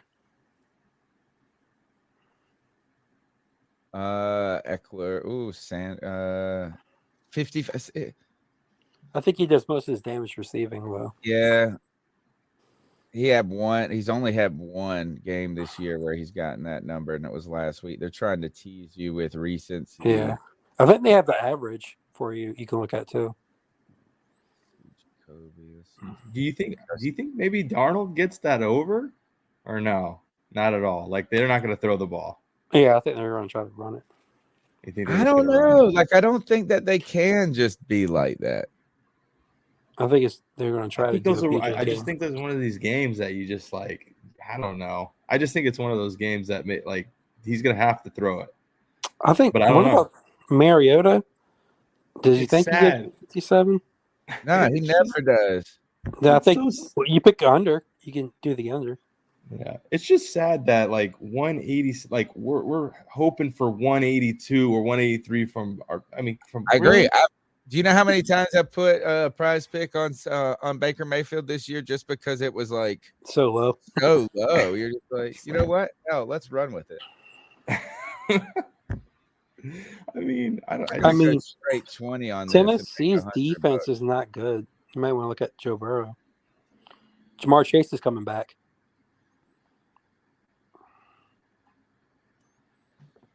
What's Burrow? Is he even up here? Yeah, he's up. Go up. Go back up. 275. He's right there. Just like, against Tennessee. and he's got Jamar Chase coming back. Man, That's a lot, though. So we're sitting here fretting over 170 something. And you're like, man, this guy's got to go out and blow the doors off of it. yeah, that's like. But Joe Mixon is out. Joe Mixon's out. Joe Joe Mixon's Mixon's out too? Yeah. All right, let's do it. We're going 4 picks this week. Yes. Should we go under with Sam Darnold? I might, because he might be running a lot too. Like on all of those pass plays, he might take off. It's just crazy. It's crazy to think that like 182. I mean, I think like Joe Burrow does that in like 3 passes. Yeah, I feel like that's a bad game is 182. Yeah. Anthony Richardson's got a hand injury. That was a bad Try Josh to Allen make game. $100 Big later. Pickle, is he out for the rest of the game? Well, they're saying that he's trying, but the trainers aren't letting him do too much on the sidelines. So I haven't heard he's out yet, but I would imagine. You know, their backup quarterback is Jalen Kitna, who's the son of John Kitna. Yeah, so that's curious to see if he can play better than his father did. So And they already scored another touchdown. It's 14-7 Florida. exactly. So This man. plus Nick Montero, John that's it. Kitna was his career backup, wasn't he? P. Ryan is running back 1-1, and Chase is back. Yeah. By the way, look, is just go ahead and tell you what we did on PrizePicks. Remember, use the promo code C3 when you go and sign up for PrizePicks. You get a 100% first-time sign-up bonus up to $100. And this is what we did. We did Tom Brady more than 1.5 touchdowns. George Kittle more than 45.5 receiving yards. Sam Darnold more than 182.5 passing yards. And Joe Burrow more than 275.5 passing yards. $10 will net 100. I didn't do the flex. I probably should have flexed this one, folks, but I like to go for the gold right now. I need to make up some grounds. This is how fun it gets. It gets like too fun. PrizePicks brought to you, or the C3 Panthers podcast brought to you by PrizePicks. Guys, what else is there to talk about when it comes to the Carolina Panthers? At what point are we going to start preparing for I guess maybe who the next head coach is going to be? How much does Wilkes have to do to get this job still? I know that you guys said, I know that I think it was Drew that said, look, is that you want to see Wilkes play into this position. Is there enough ground for him to cover to play into this position in your mind? I think he's already done enough, honestly. I mean, these guys weren't believing in themselves. These guys actually feel like they can win. Make no sense. They just don't have a quarterback. This makes no sense. The Panthers, that made sense all year. They just don't have a quarterback. That defense is playing. Does anybody else feel that way, that he's done enough? I don't think he has. He has to be someone not from the NFC South. Right. Okay, question, guys. Any of you really believe if Matt Rhule was head coach, we would have played Baltimore 13-3 last week? No, but that's Probably, to be honest with you, if it was me, I would hire Matt Rhule, Wilkes today as our head Rhule didn't get coach blown for out permanent. this whole year. But it's not up to me. I think David Tepper is waiting for a game that hasn't happened yet, and I'm not sure it's going to. So, I mean, I don't think David Tepper really is paying attention to how much better the team responded to Wilkes. You know, Tepper could go into the belief that, well, that was because Rhule was so bad, and maybe go getting a better head coach, but There was a report. Will you cover this conversation real quick while I just make a glass of water? Yeah. All right. Heat it up. Yeah, But- I'm sorry, guy. I really think that he's done enough to get this job. I just think that right now he doesn't have the quarterback in order to do it, and it's not his fault. Matt Rhule brought these quarterbacks in, and all of us, if we go back and watch all the C3 episodes from the time Matt Rhule took this job over, what is the one thing we all said? He needs to bring in a young quarterback and stop bringing in these retreads and put his system in place, and he never did. Right. He also had plenty of opportunity. Retread after retread. Yeah. And we ran in place. Right. This should be the year that we take over the NFC South. Brady's on the downturn. Atlanta's garbage. New Orleans is garbage. If we had taken a rookie quarterback in one of those first 2 years of Matt Rhule, we would be set to run the NFC South for the next 4 to 5 seasons. And right now, we're going to have to start over because of what Matt Rhule did. Well, it's unfortunate that Corral got hurt for the whole year. I mean, it's unfortunate because, like, I would have liked to see how he would do, this year. But it's just, Well, let's reevaluate that though, because if Matt Corral would not have got hurt, chances are PJ Walker wouldn't be on the roster. This is And true. if Matt Corral would have not got hurt, we would see Matt Corral out there. But would Matt Corral be an improvement or an improvement? we won't we know. don't. We We won't don't know. know. We don't know. He could have been worse if He you could have take been a it rookie. from, he was a I'm rookie. He with would have been a rookie. I think we need a more dynamic offensive coordinator. yeah. But PJ Walker to me, like, he's honestly, like you said, he wouldn't have even been on this team. I mean, No. he's played okay this year, but I mean, nothing like. Nobody Not- wanted He him. played- incredible. To me, PJ Walker's played like. To be honest, he played like Cooper Corral. Rush. He's played like many other brief highlights in a football season. Kyle Heineke? Allen, won a few games. Taylor Heineke's won a few games. What, 2 or 3 seasons in a row? Yeah. Yeah. But PJ right now- Walker's right- the only quarterback on this roster that has actually been able to move the offense. Yeah, You're right. We've only seen 2. Well, But at the same time, a lot of that is because the defenses didn't know what to expect from PJ. And they actually ran the ball. Well, they've And seen once PJ. they start They've got evaluating tape on PJ. what he's doing, they catch up with it. Well, they've got tape on PJ. PJ's played a few games. They got enough that they could go back and look at him. PJ's still been the only quarterback on this team that's been able to move this offense.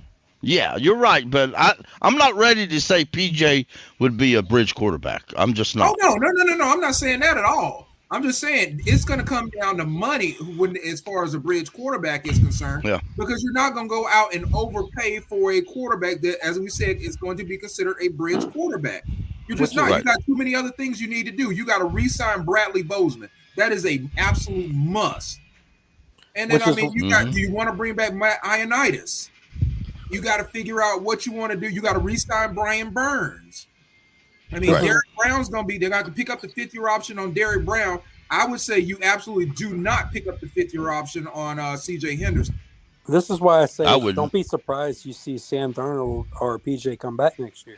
I So could if you see see- Sam Darnold taking a lot less money and coming back if he plays well. It all depends on how he plays. If he plays poorly, then I don't think he's coming back. PJ – honestly, I think if PJ comes back for the veteran minimum, you can bring him back for training camp and have him there as a practice arm. He may not last through the preseason, but you still are going to have to figure out a veteran bridge to come in and start because they're going to draft a quarterback. And honestly, I'm looking at this Anthony Richardson, and I'm sorry, he's a star in the making. He's got a lot of good traits.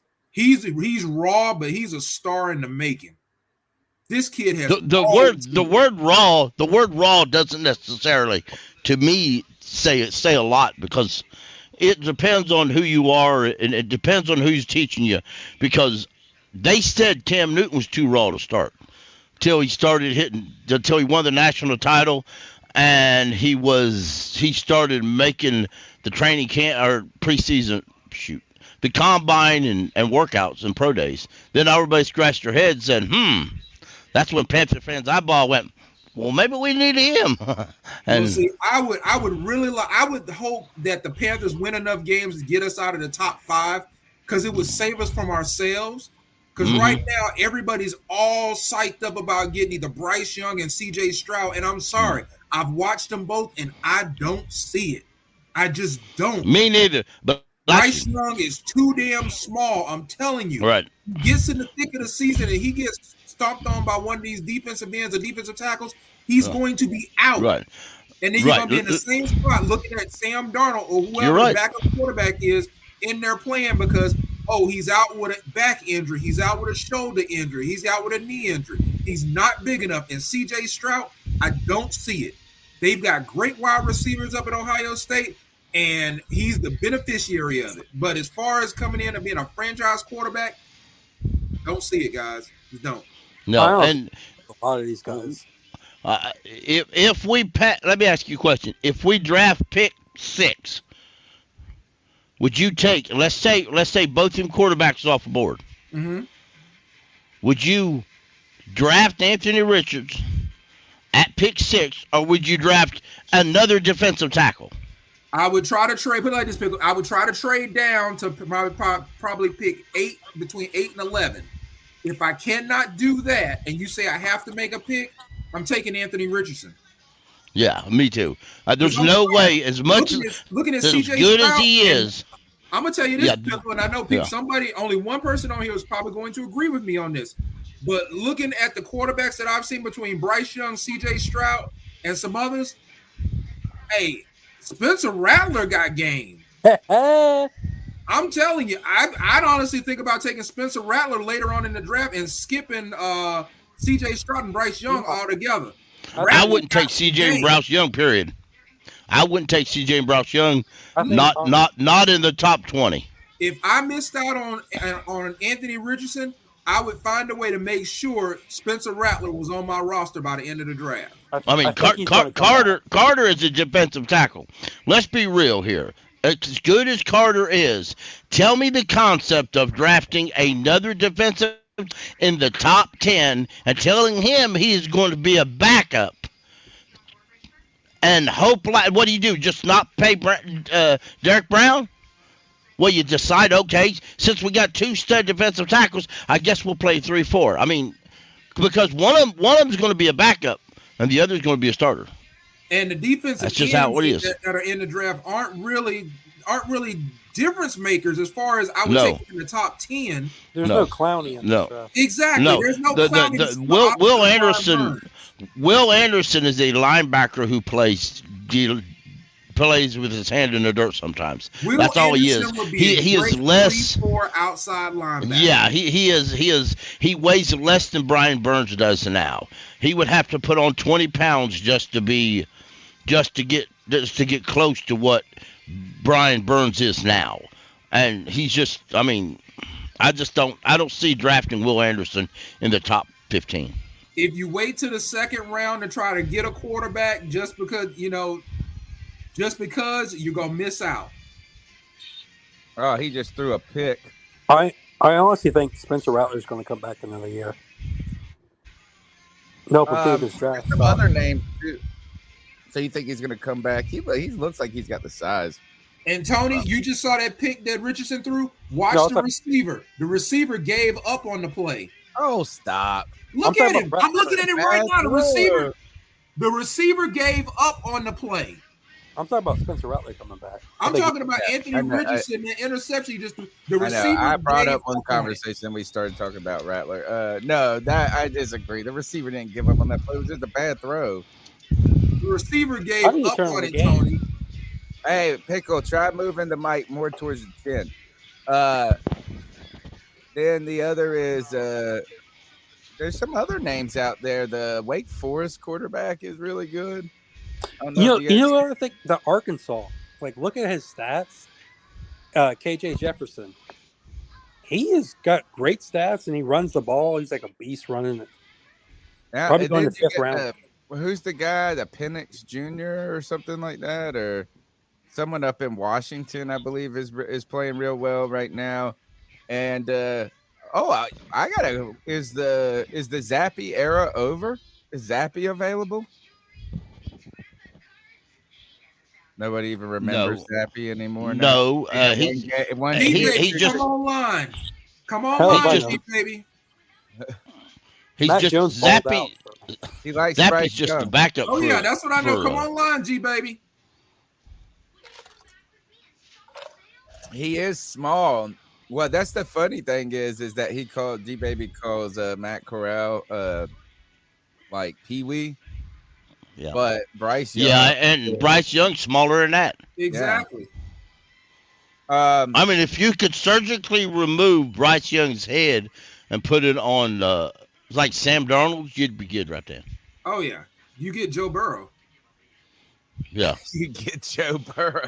That's awesome. Yeah, but you can't. I'm trying to think of what else is when it comes to it. Really, going to be interested in this is the plan that is so sad. Like you were talking about, Drew, is the execution. The behind our opportunity to do this was really last year, more so than the year before with Bridgewater.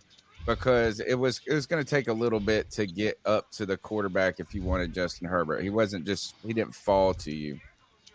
But Justin Fields fell to us. Right. That's what I'm saying. The next year you actually had multiple quarterbacks that fell to you. I mean, even if I don't like them, like I don't like Mac Jones, but I was all about the Justin Fields. But I also was about Justin Fields because people told me to be about him. You know, I'm not like overly invested in a lot of these college players because I don't follow. It's just so much for me to follow as college. It's just broad. Hey, Tony. Yo. Can I tell you KJ Jefferson's stat? Please. 72 touchdowns. Is he there? That's his stat right there. He ain't got none. I don't hear it. Can you hear me? Now I can. Oh, what's okay. that? It was he had 20 touchdowns, 3 interceptions. He had like almost 500 yards rushing with 6 touchdowns. Like he's balling for Arkansas. And they've actually become like a legitimate name in college football this year because he's like 6'3", 246 pounds. He's like, so he runs with power. Okay, we'll have to start watching him. But the reason I was so Justin Fields is not because I really care about any of these quarterbacks and I believe in them exceptionally on their own. It's just I like the idea of planting your flag and saying this is our direction and what we're going to try to do. And I thought that even when we traded for Darnold at first glimpse, it looked like Darnold meant that we weren't getting a quarterback in the draft. And I thought it actually continued to give us the luxury to get a quarterback in the draft to where you bring in Darnold, you let him suffer behind a bad offensive line last year. If he gets hurt, then you can bring in the rookie, or you can just protect the rookie for a year. And you're probably going to need to do that to any one of these quarterbacks if you really believe in them or not. I think all of them. Yeah. Like, I mean, would it even be fair to Bryce Young to say, come in here? Just think about how good he could be on this team next year. There's got to be a ceiling on it just because of the change that's coming with the team and the coach. I think the best day one starter, the last one, was probably Andrew Luck. Joe Burrow. No? I mean, yeah, Joe Burrow. Yeah, he got hurt. He got hurt that year. Herbert. Oh, no, he wasn't a day one. No. Day one starters who have been good. Probably Jared Goff. I think it was Burrow. Yeah, it certainly wasn't Trevor. Wasn't Burrow hurt his rookie year? Yeah, he got hurt a couple of games in and tore his ACL. Okay. I think maybe it might be Mac Jones. I mean, I guess you can count. Yeah, that's probably true. You can say Mac Jones. I mean, he was a day one starter. Yeah. Yep. Well, I stand corrected. But I wouldn't say that was. I mean, look, they were also having questions about him just 3 weeks ago. Yeah, I mean, they did bench him. The only reason Mac Jones was a starter day one is because Cam got COVID. I think they were looking for a reason to cut Cam. Yeah, but Cam gave him a reason when he got COVID and he was out. Was he? They gave Jones all those snaps. I thought Cam played some games that year. He played in the preseason. No, he played preseason. They cut him right. He got COVID the year before. Then he got COVID right before the Giants, training camp with the Giants, and Matt Jones went like 30 for 33 in a scrimmage against the Giants, and then that was it. I think he like went off the field for a testing or something to do with off the stadium. Was testing. that his second year with the Patriots? Yeah. Oh, okay. Because I was like, I know he started some games. Yeah, he started his first. You guys got a TV on the background. If you can at least just mute if you're not talking, that'd be great. Let's see. So day one starter is problematic. Or it's not the best idea. You're really gonna have to have some patience if you do that, right? Like as not only as a fan base, but you're gonna have some patience with the new coaching staff in there. So a bridge quarterback, or at least a guy for a first few weeks, would make some sense. Yeah, I mean Justin Fields is just coming into himself. Patrick Mahomes. Yeah. They said Alex Smith started almost the entire. I think he started the entire season. Yeah, Patrick Mahomes' rookie year, and they sporadically got him in. And the next year it was the Patrick Mahomes show, and he's been gone ever since. They were a playoff team. Do you know he has not lost a road game in the AFC West since he took over as a starter? Fucking Nandy Reid. 14-0 in the AFC West on the road. I will say Patrick Mahomes is probably the greatest quarterback I've ever seen. Just from like throwing the ball. Really? But they said he couldn't play in the NFL. They said he came from a spread offense and he couldn't play in the NFL. Bro, the types of throws I've seen him throw, like I was just like, what the fuck did he just do? Yeah, I mean, I like Aaron Rodgers to me. Still, like that guy. I think people concentrate too much on what a quarterback does in a certain system that he plays in college in comparison to what he's going to do in the NFL. Because he may be, there's overwhelmingly proof that just because you run a system in college doesn't mean that you can't run a different system in the pros. Well, they built that system around Cam. Like, all right, we see what you did well in college. We're going to do it here. Right. And, why were they so reluctant to do that with Justin Fields? Bad. I think it was the coaches. Coaches just didn't want to. Bad coach. I mean, I do understand this. Is like I understand that you need to have in your mind a sense of protecting an investment. And we had this conversation with Christian McCaffrey for the last 3 years. But at some point, the reason you got that person that you bought that car was to take it out on the highway and open her up every now and then. You know what I'm saying? So like that was the Cam discussion. Lambo and just keeping it in the garage. But I don't know if that discussion was really real for Cam for a while. But they tried to, remember?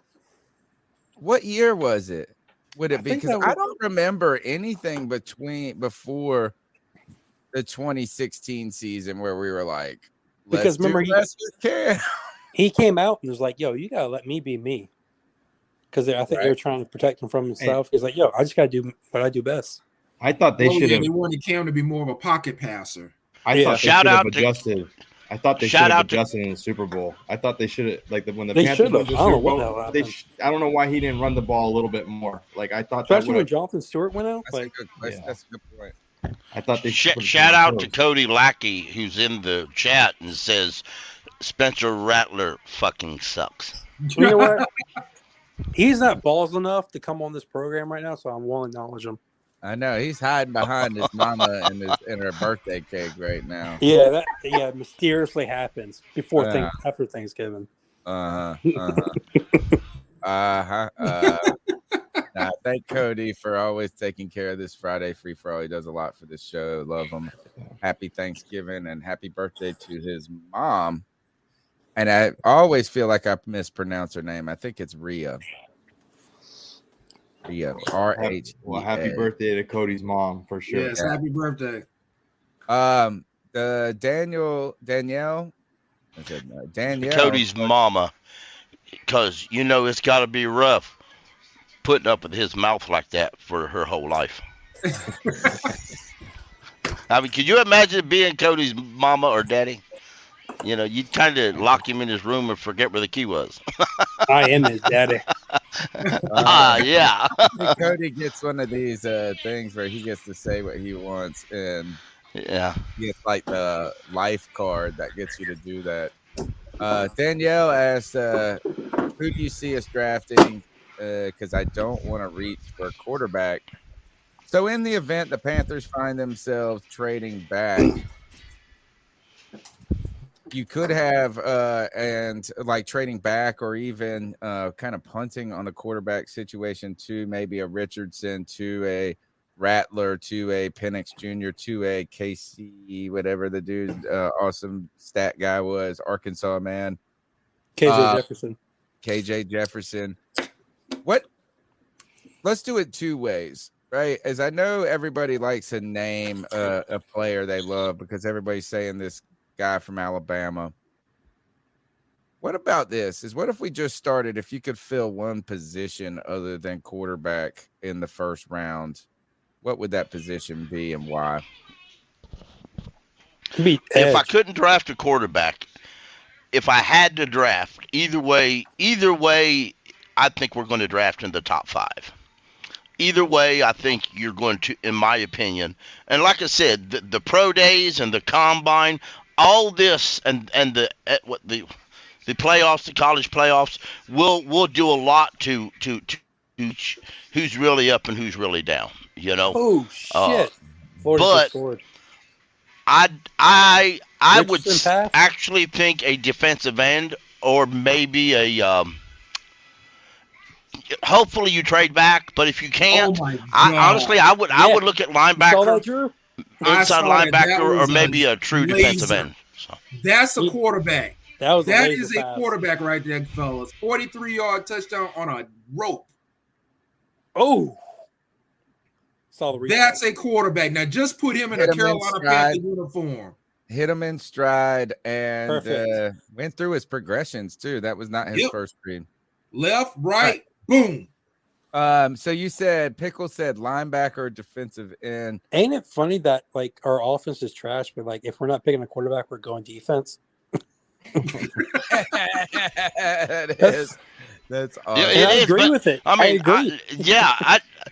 I mean, listen, I would love to go tight end, but and as much as people want to brag, what's that? Michael? I don't remember. Michael Myers. Yeah, I know he's good.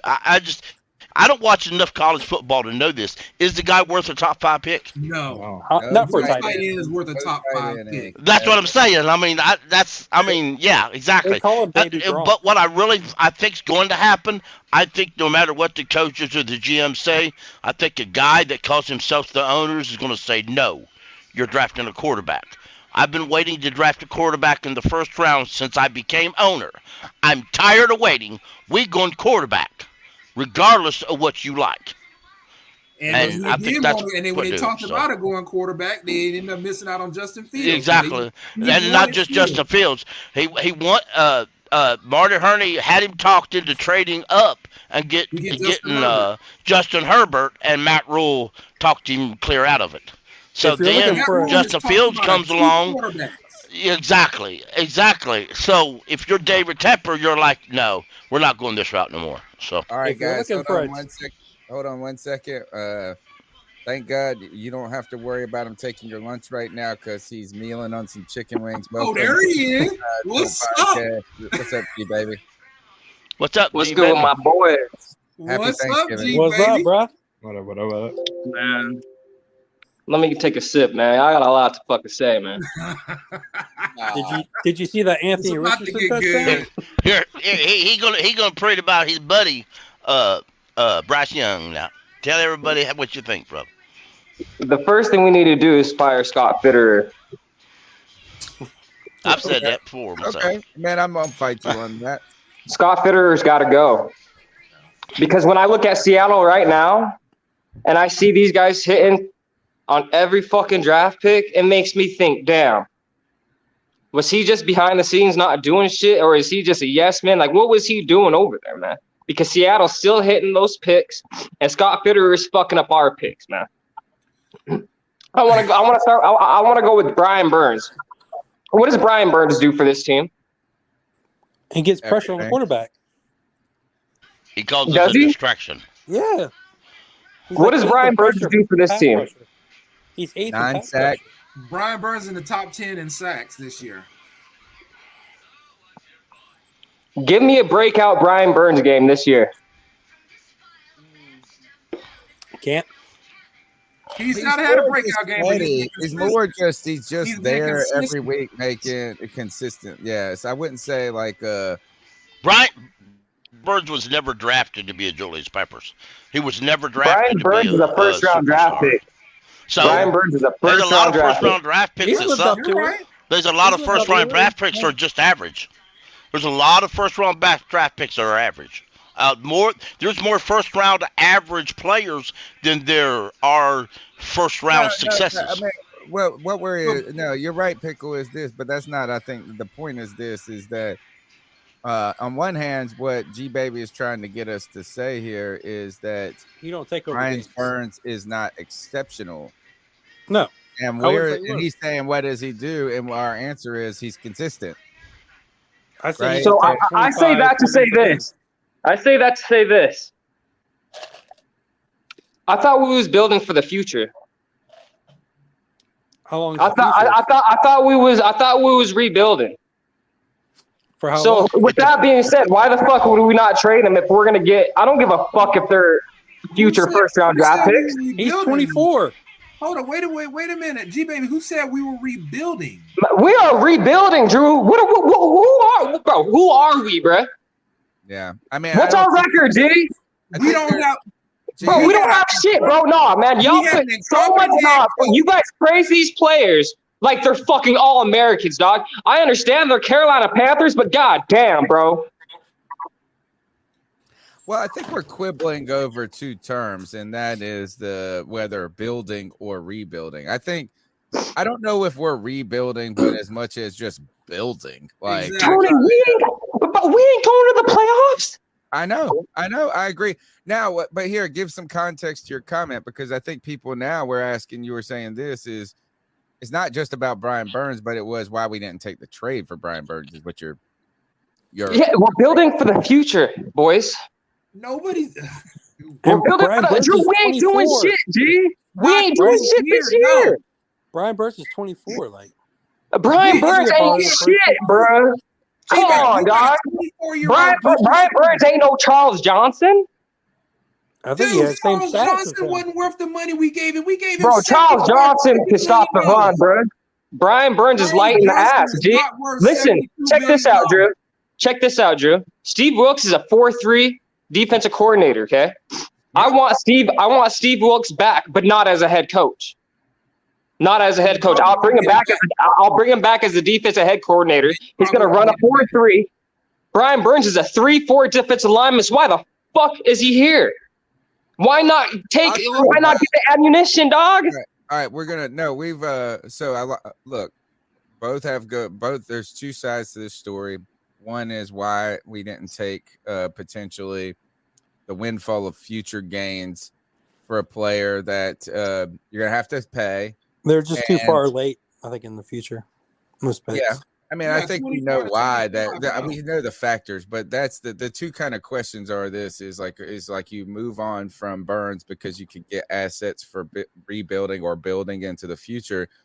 And the other hand, we've talked ad nauseum on this show about how you have to have some parts to build. Is that you don't want to make it so you have nothing to field a team. We didn't even get a first-round draft pick for Christian McCaffrey. I mean, goddamn, at least they're two future first. At least the second round was this year.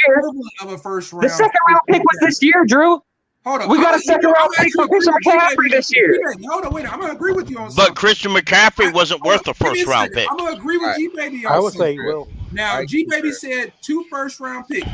And I'm going to tell you, G-Baby, if Philadelphia had called up Scott Fitterer and said, look, we'll give you our 2 first-round picks this year for Brian Burns, then I 100% agree with you, G-Baby. You take those picks and you run with them.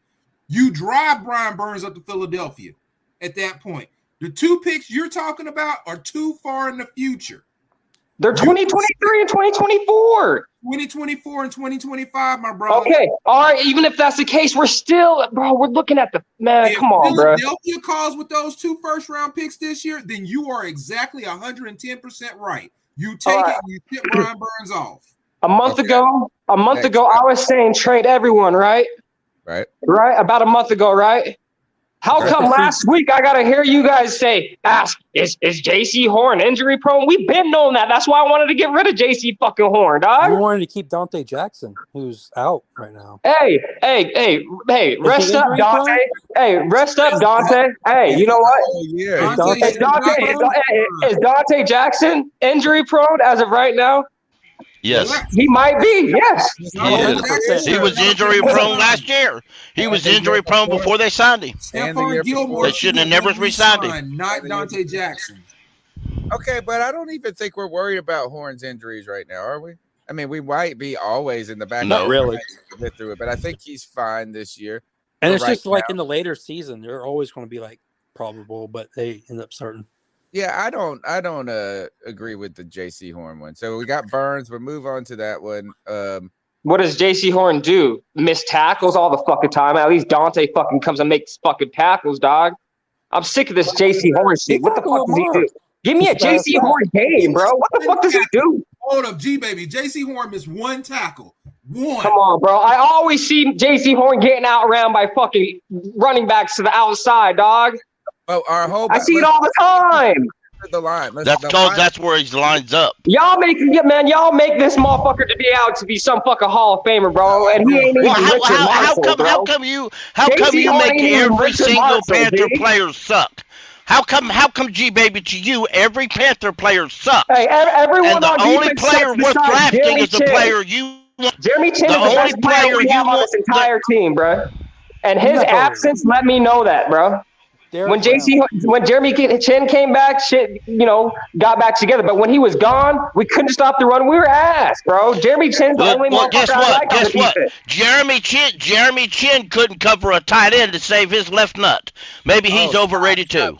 Look, this is all right. Hold on, I'm taking over.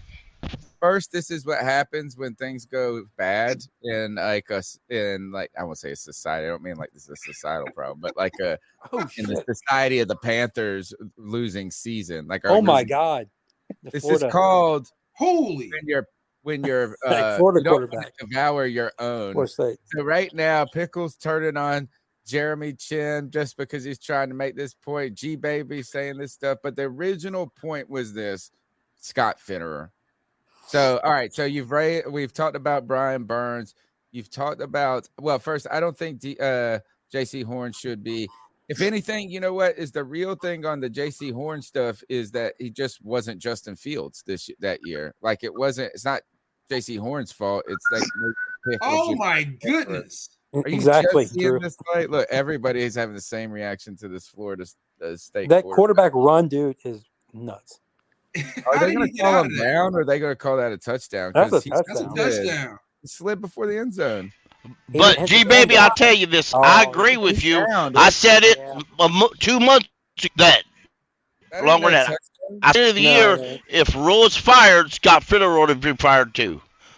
Scott Fitterer's got to go, bro. Why are you guys? That's my opinion too. Scott Fitterer don't do shit, Drew. Because he signed the paper. Hold up. To me. Let me ask G-Baby. Let me hear G-Baby's comment on this. G-Baby, so what is Scott Fitterer fucked up on? Please tell me. I want to know. Everything on every pick. He gave. What does Ian Thomas do on this fucking squad? And he gives him a bag. G-Baby. You talking about you blaming a man who did not have final say on players. The only thing he was there to do was pick the players. Matt Rhule made those picks. Come on, man. So what did Scott do? What did Scott do? He was there Matt Rhule said, this is what I want. It was up to Scott Fitterer to make it happen. He was pretty much a bellboy. Man, Scott Fitterer don't do a goddamn thing for this fucking team, bruh. All right. Well, how he about has not had the opportunity. Two categories. What are the positive things that have happened under the purview of Scott Fitterer? What are the Offensive line. positives? All right. Okay. So offensive line's improved. Yeah. What else? Dramatically. I think defense has. I don't know about that even. Well, the defense has gotten better, Tony. I mean, the it's past not 2 years, great, but it has gotten better. Him? Because of like, okay, so you not because of him directly, but do you think the draft contributed to that? Do you think when did he come in? In my opinion, Derek Brown has gotten better, and that's why the defense looks tolerable. So that's the truth to me. And shout out to PNP because they were the ones that kept telling us that we needed to wait to the third year for Derek Brown. Because Derek Brown, a lot of us wanted Derek Brown like Derek Brown was that shit. And then the light came on year 3 and he started dominating. I said after year 2, he wasn't looking like a first round pick worthy, but he's definitely turned. Bro, I still want Derek Brown gone. You're tripping. Okay. What? All right. He's had a few good games, bro. Come on, dog. Derek Brown 3 or 4 games this year? What the fuck else has Derek Brown done? Dude, have you been watching Derek Brown at all? Yeah, bro, I watch every game, bro. Yeah, he's been killing it as of lately, but what else has he done, bro? Well, he dominated. Y'all was fucking trying to get this motherfucker out of Carolina last year, dog. Like, come on, stop that bullshit, man. G-Baby, I said we were wrong. We were wrong on that. All right, we're trying to find. G-Baby came in here firing shots at Scott Fitterer. That was the opening salvo for G-Baby. So we're trying to find out if he's right. Should Scott Fitterer go or should he be retained? And we're trying right now. New GM, new head coach, new QB. That's how you fucking do it, bro. I agree with that. Let's do it right for once. What are the fingerprints? What are any positive fingerprints that he's done? We said the offensive line. So you go Bozeman, the addition of Bozeman, Corbett, and Cam Irving, Pat Efline. Okay. All right. So wait, we're going to get to the negative fingerprints. We're just trying to find any positive fingerprints from Scott Fitterer. So offensive line, who are the defensive? What has he done on the defense? Not so that Derek Brown, his fingerprints aren't on Derek Brown. Hinitis. Okay. All right. Dude's a fucking bum. All right, no, it's just like but you're gonna have to have players that are just pretty good. Baby, God, man. What about the best player on the team? What about Johnny Hecker? Who's not? Hold on, I want to know from G-Baby. Who's not a? I like Johnny Hecker, man. He's the best player on our team right now. Yeah, I like. You said Jeremy Chin and Johnny Hecker, so that's everybody else is a bum other than. Hey, DJ. I like DJ. Hey, DJ's having a bad season, so in your words, he should be a bum. DJ Moore is not having a bad season.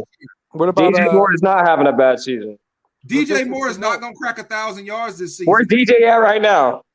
What, he's got like 400 yards? How many yards is he at? Like 400 or 500. He's not cracking 1,000. I don't think that's my motherfucking dog. He just needs a QB. He's not cracked 1,000 yards. What about the Viscous Snow? No, I don't like that dude. I think he's not being used enough. I agree. I think that he should. No, I agree with that. He's not being used enough. He should be the. I agree. They should use him before they use Shi Smith. Yep. Shi Smith should be cut. Tim Estes says Terrace Marshall Jr. I am going to try to say this is so that's like I'm trying to find. There's got to be one or two, maybe more. I can't think of that are going to come to me in a second. Because I like Deontay Foreman. He's a Texas alumni, and that's my squad. So Deontay Foreman's nice. But hold on, man. I need to address something with CK. Let me look at the motherfucking camera, CK. He's not here. No. You won't hear this shit because you said some ignorant, dumbass shit, bro. CK, bro. You said Christian McCaffrey would not even be a third-round pick without his receiving aspect of his game. So you're trying to tell me Christian McCaffrey, without the receiving yards, wouldn't even be a third-round pick, and then you wanted to go off and say he's a Deontay Foreman. I agree to that. What the fuck were you, bro? CK, ice the fuck up, bro. I know. I didn't like that shit. Yeah, all of them went wild with that Deontay Foreman thing. And and Fitterer got a whole draft. Fitterer got a whole draft for C-Mac. I mean, that was a pretty good trade, I thought. He got a whole draft. Yep, a 2, a 3, a 4, and a 5th next year. All right. Now I think there's what I did still you think we say? could have got more. What did you say, Kev? Was the positive one other you were trying to slip in there? Positive fingerprints from Fitterer. thought you said somebody's Woods, name. the safety. I think he's been playing pretty good. Okay. Woods. So he's all he's right. been all That right. guy's terrible. Has he's his been all free right. agent acquisitions been good or bad? And I would say maybe just mid. He's had some bad ones. You can point to Eflin and Irving, and then you can point to probably one other guy that we signed that we didn't like. Luvu. What about Luvu? Ooh. I want to see Scott Fitterer with an offseason without Matt Rhule telling him this is what I want. But what about the negative fingerprints? Because I think G Baby has, and I think one is just holistically in the rebuild that G Baby's talking about. Sam Darnold, didn't he go get Sam? Yeah. I think Matt Rhule wanted Sam Darnold. Oh my God, bro. G Baby Rhule was the one that talked to David Tepper to not draft Justin Fields. David Tepper wanted to draft Justin Fields. Matt Rhule told him, no, we'll go get Sam Darnold and we'll draft J.C. Horn and we'll get two for the price of one. And the only reason why they went to Sam Darnold is because Sam Darnold was last on the list. You see, they turned around and agreed to a trade for the Lions with Matthew Stafford. But before they could go back to the office, and it was during the combine, before they could go back to the office to get it finalized, word leaked to Stafford, and he pulled the plug and said, he ain't going there. So he called his buddy at the Rams, who he had met that offseason, and the Rams head coach called the Lions up, offered him a better trade, and he went there instead. By this time, Teddy Bridgewater already heard about it, and he said, "Fuck you guys, get me out of here." Then they were left with one option to trade for a quarterback. That happened to be Sam Darnold. So the Jets had all the pockets, so they said, "You want him? We're going to raise the price," and they paid it. They could have just stuck with Teddy, but I guess they could have. He was still under contract, but he could. I mean, they could have. He would have been pissed off, but they could have. They should have stuck with Teddy, then turned around and drafted Justin Fields, and which is what the rest would have been wanted to do in the first place. Who made the decision to get who made the decision for the fifth-year option though? He didn't even play. And they no, you're right, but he couldn't. You couldn't. The regular rule sets when you're drafted in April, June the 1st, you got to turn that card in. You got to say fifth-year option then, or you don't get one. My personal opinion is Scott Fitterer said no fifth-year option, period, and accepted what happened. That's the mistake. But you're right. Listen, I said it at the beginning of this year. Look on a Friday free-for-all. I said at the beginning of this year that if Matt Rhule's fired, if Matt Rhule's fired, Scott Fitterer should join him. I said that at the beginning of this offseason. That's a fact. Go back and look it up. You guys can't use Sam Darnold as a positive for Fitterer, at least. You know, I'm like, you can excuse him in all these different ways, but he's still, if he had the guts to say this is dumb, like he hasn't necessarily stood up to Rhule or anything. No, exactly. What was he going to say? Rhule had final say. No matter what Scott Fitterer said, whether he liked it or not, Rhule had final say. Respectfully, I would say I've worked with people in a structure, and I think that there's a way to send an email to someone that isn't aggressive, but says, "I just simply don't think this is the right decision." Like you can say, says, "You know what? It's my decision. That's who I want." One thing about the Matt Stafford, this might have been the most fortuitous thing for every party involved for it to work out the way it did. They go and win a Super Bowl. They pay him a ton of money. If he would have come, and now he's hurt. Like, if he would have come here, he would have been destroyed. Just been us. But spending a quarterback, a trade pick, and we'd probably be right here saying we're going to draft a quarterback now. And he would have been destroyed. You know what our price? Y'all remember what Scott Fitterer's price to give up for Matthew Stafford was going to be? Our first round pick, the 8th pick in the draft. 2 first round picks for a beat-up quarterback.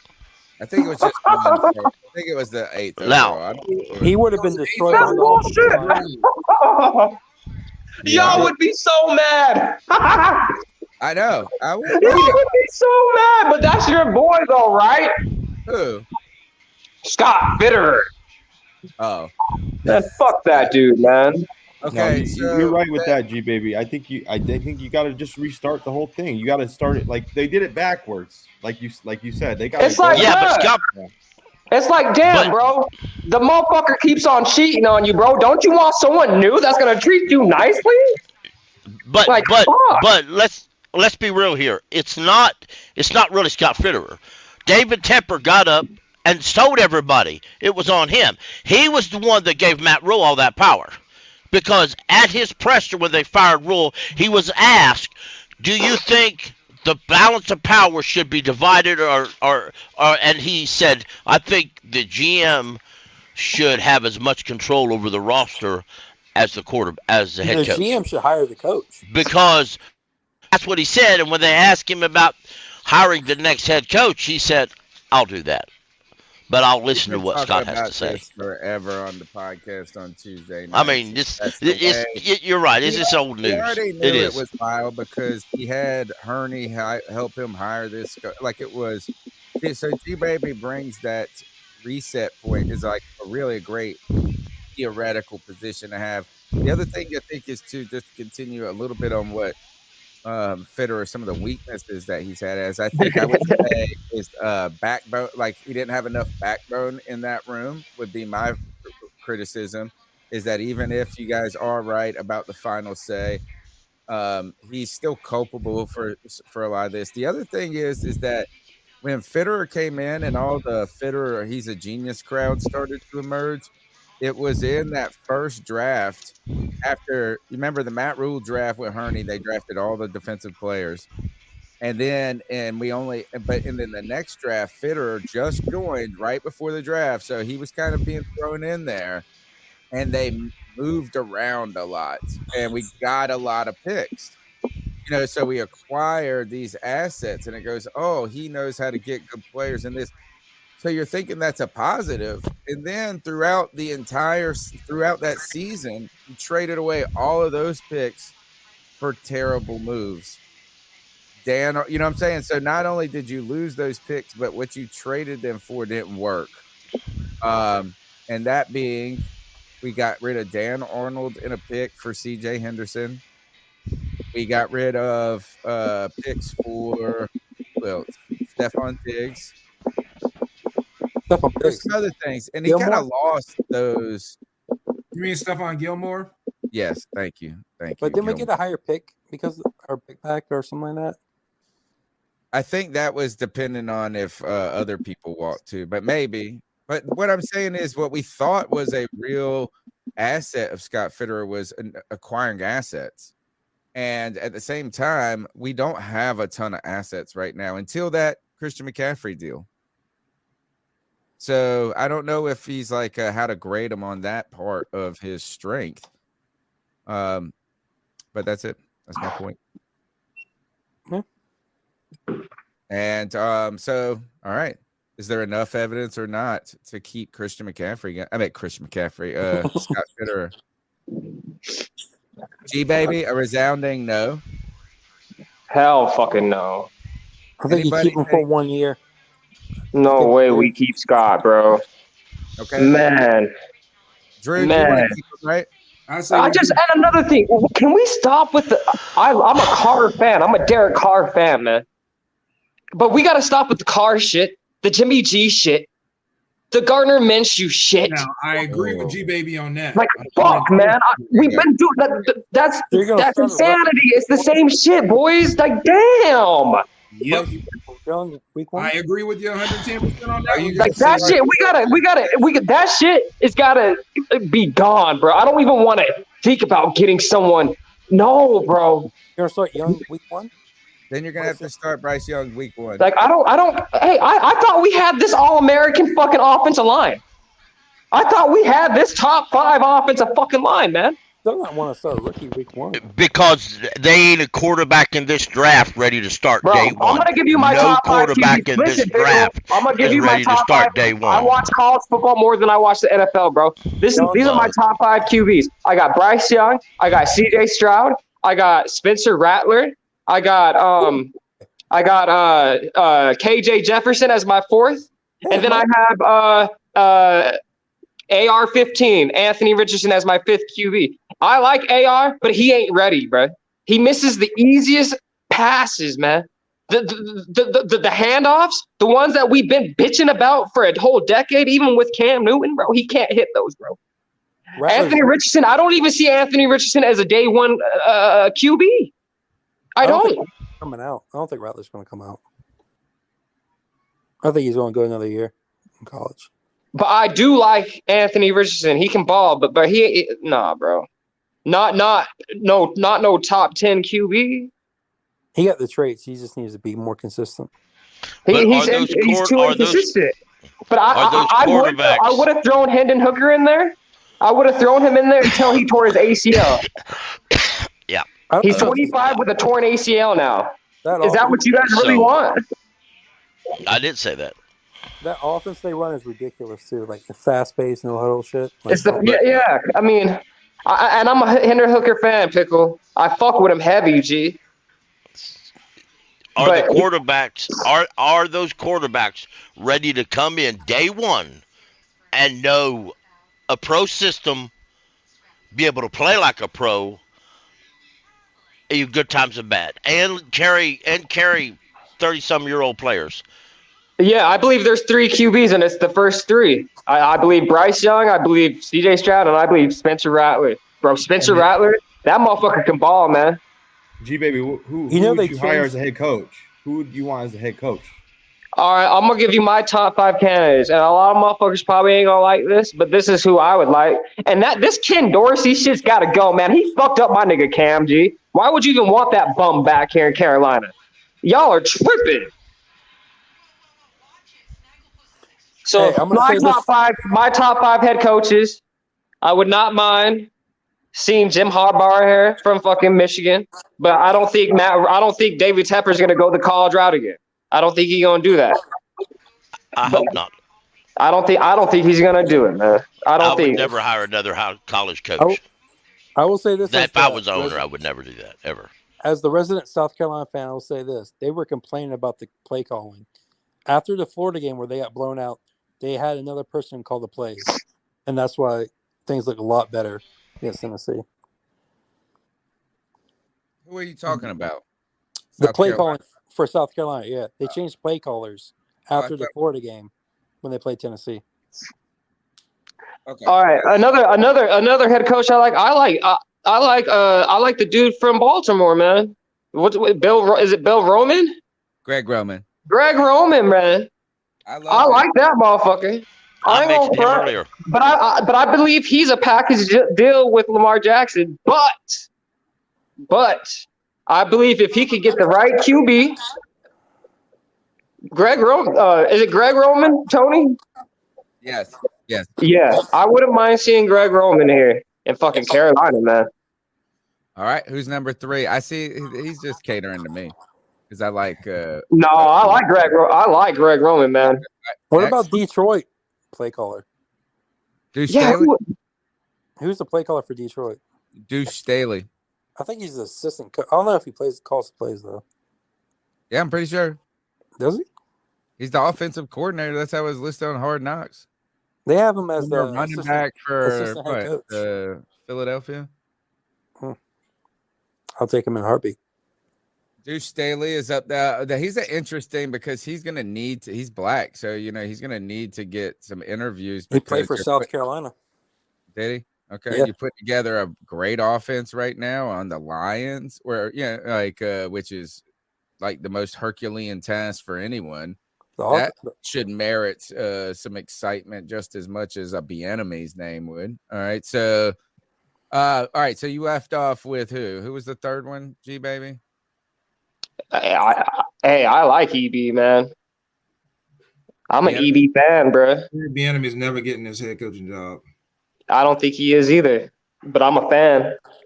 Tell Cody to get out the chat room and get into this conversation. I know we could hire Eric Bieniemy as offensive coordinator. His contract with Kansas City's up. I like the dude from San Francisco, man. D'Amico Ryans, man. He's Tampa Bay, right? No, he's San Francisco. Oh, okay. Used to play linebacker for the Texans and San Francisco. Do you want a defensive-minded head coach though? Like, I mean, I wouldn't mind Brian Leftwich. He might be the next. That's one I wouldn't mind. Head coach of the no Texans. Dallas coordinators. Yeah, no, hell no, no, Kellen Moore, fuck no. Right. And this is why I'm scared. It's got Spitter stays. He's gonna want to bring fucking Dan Quinn to Carolina, bro. He will. Dan Quinn. And then as soon as he brings Dan Quinn here, you know who's going to be the quarterback? He'll go sign Cooper Rush, 28-year-old Cooper Rush, to a 5-year contract. That's not his quarterback. You're just making stuff up right now. You're right. I don't deny that. Is that one? I do think this. If Dan Quinn comes here, I'm gonna be mad as fire, bro. You stick with Steve Wilkes. I won't like it either. Trust me. Huh? You stick with Steve Wilkes if you're gonna bring in Dan Quinn. Right. Definitely. I feel that. But I like all the names that you put out so far. Oh, and I forgot Bill O'Brien, man, because of Bryce Young, man. If Bill O'Brien coming, that means Bryce Young is coming. That's all I got to say. Yeah, Cody's been preaching that for a month, brother. He's been doing that for a month. Bryce Young, the Stephen Curry of fucking football, and y'all are out of your motherfucking mind. If we got a top 2 pick, we are taking the Steph Curry of fucking football, bro. Top 2 pick, G, baby. Yes, we are, bro. Who we gonna be?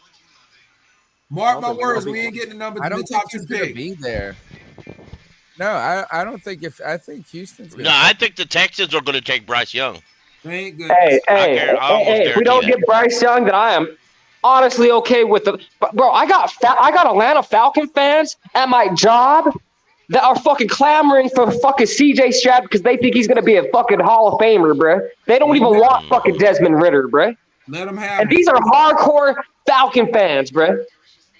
CJ Stroud, y'all are tripping. The Falcons fans been screaming for years, and it ain't never got him nothing. I have a Falcon fan where I work at, and the other day they told me to page him the other side of the building. Right, he had the trailer to unload, and I shit you not, I looked at the trailer and I did. I paged him. I said, I called his name. I come to the back. You have a trailer to unload. The trailer number is 28-3. That's a fact. It's a fact. It was 28-3. He rode around the corner on that fork. What went? You guys, Bryce Young's a can't miss. I can't believe you guys. Bryce Young is a miss. Do you have any concern? No. Listen, dude. Bryce Young, to me, the only thing. He plays in the SEC. He don't get hurt. He had one injury, bro. Bryce Young is too skinny and too short. He's still. Nah, bro. Hey, he's about to be 22 years of age. Okay. Hey, who says he can't put on 10 pounds before he enters the league, dog? You don't think he can put on some weight? Draft analyst says he can't. Says his body frame won't handle it correctly.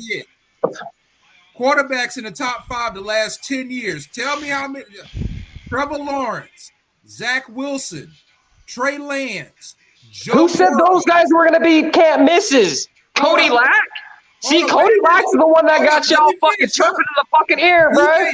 Let me finish. I'm going down the last 10 years of quarterbacks picking in the top 5.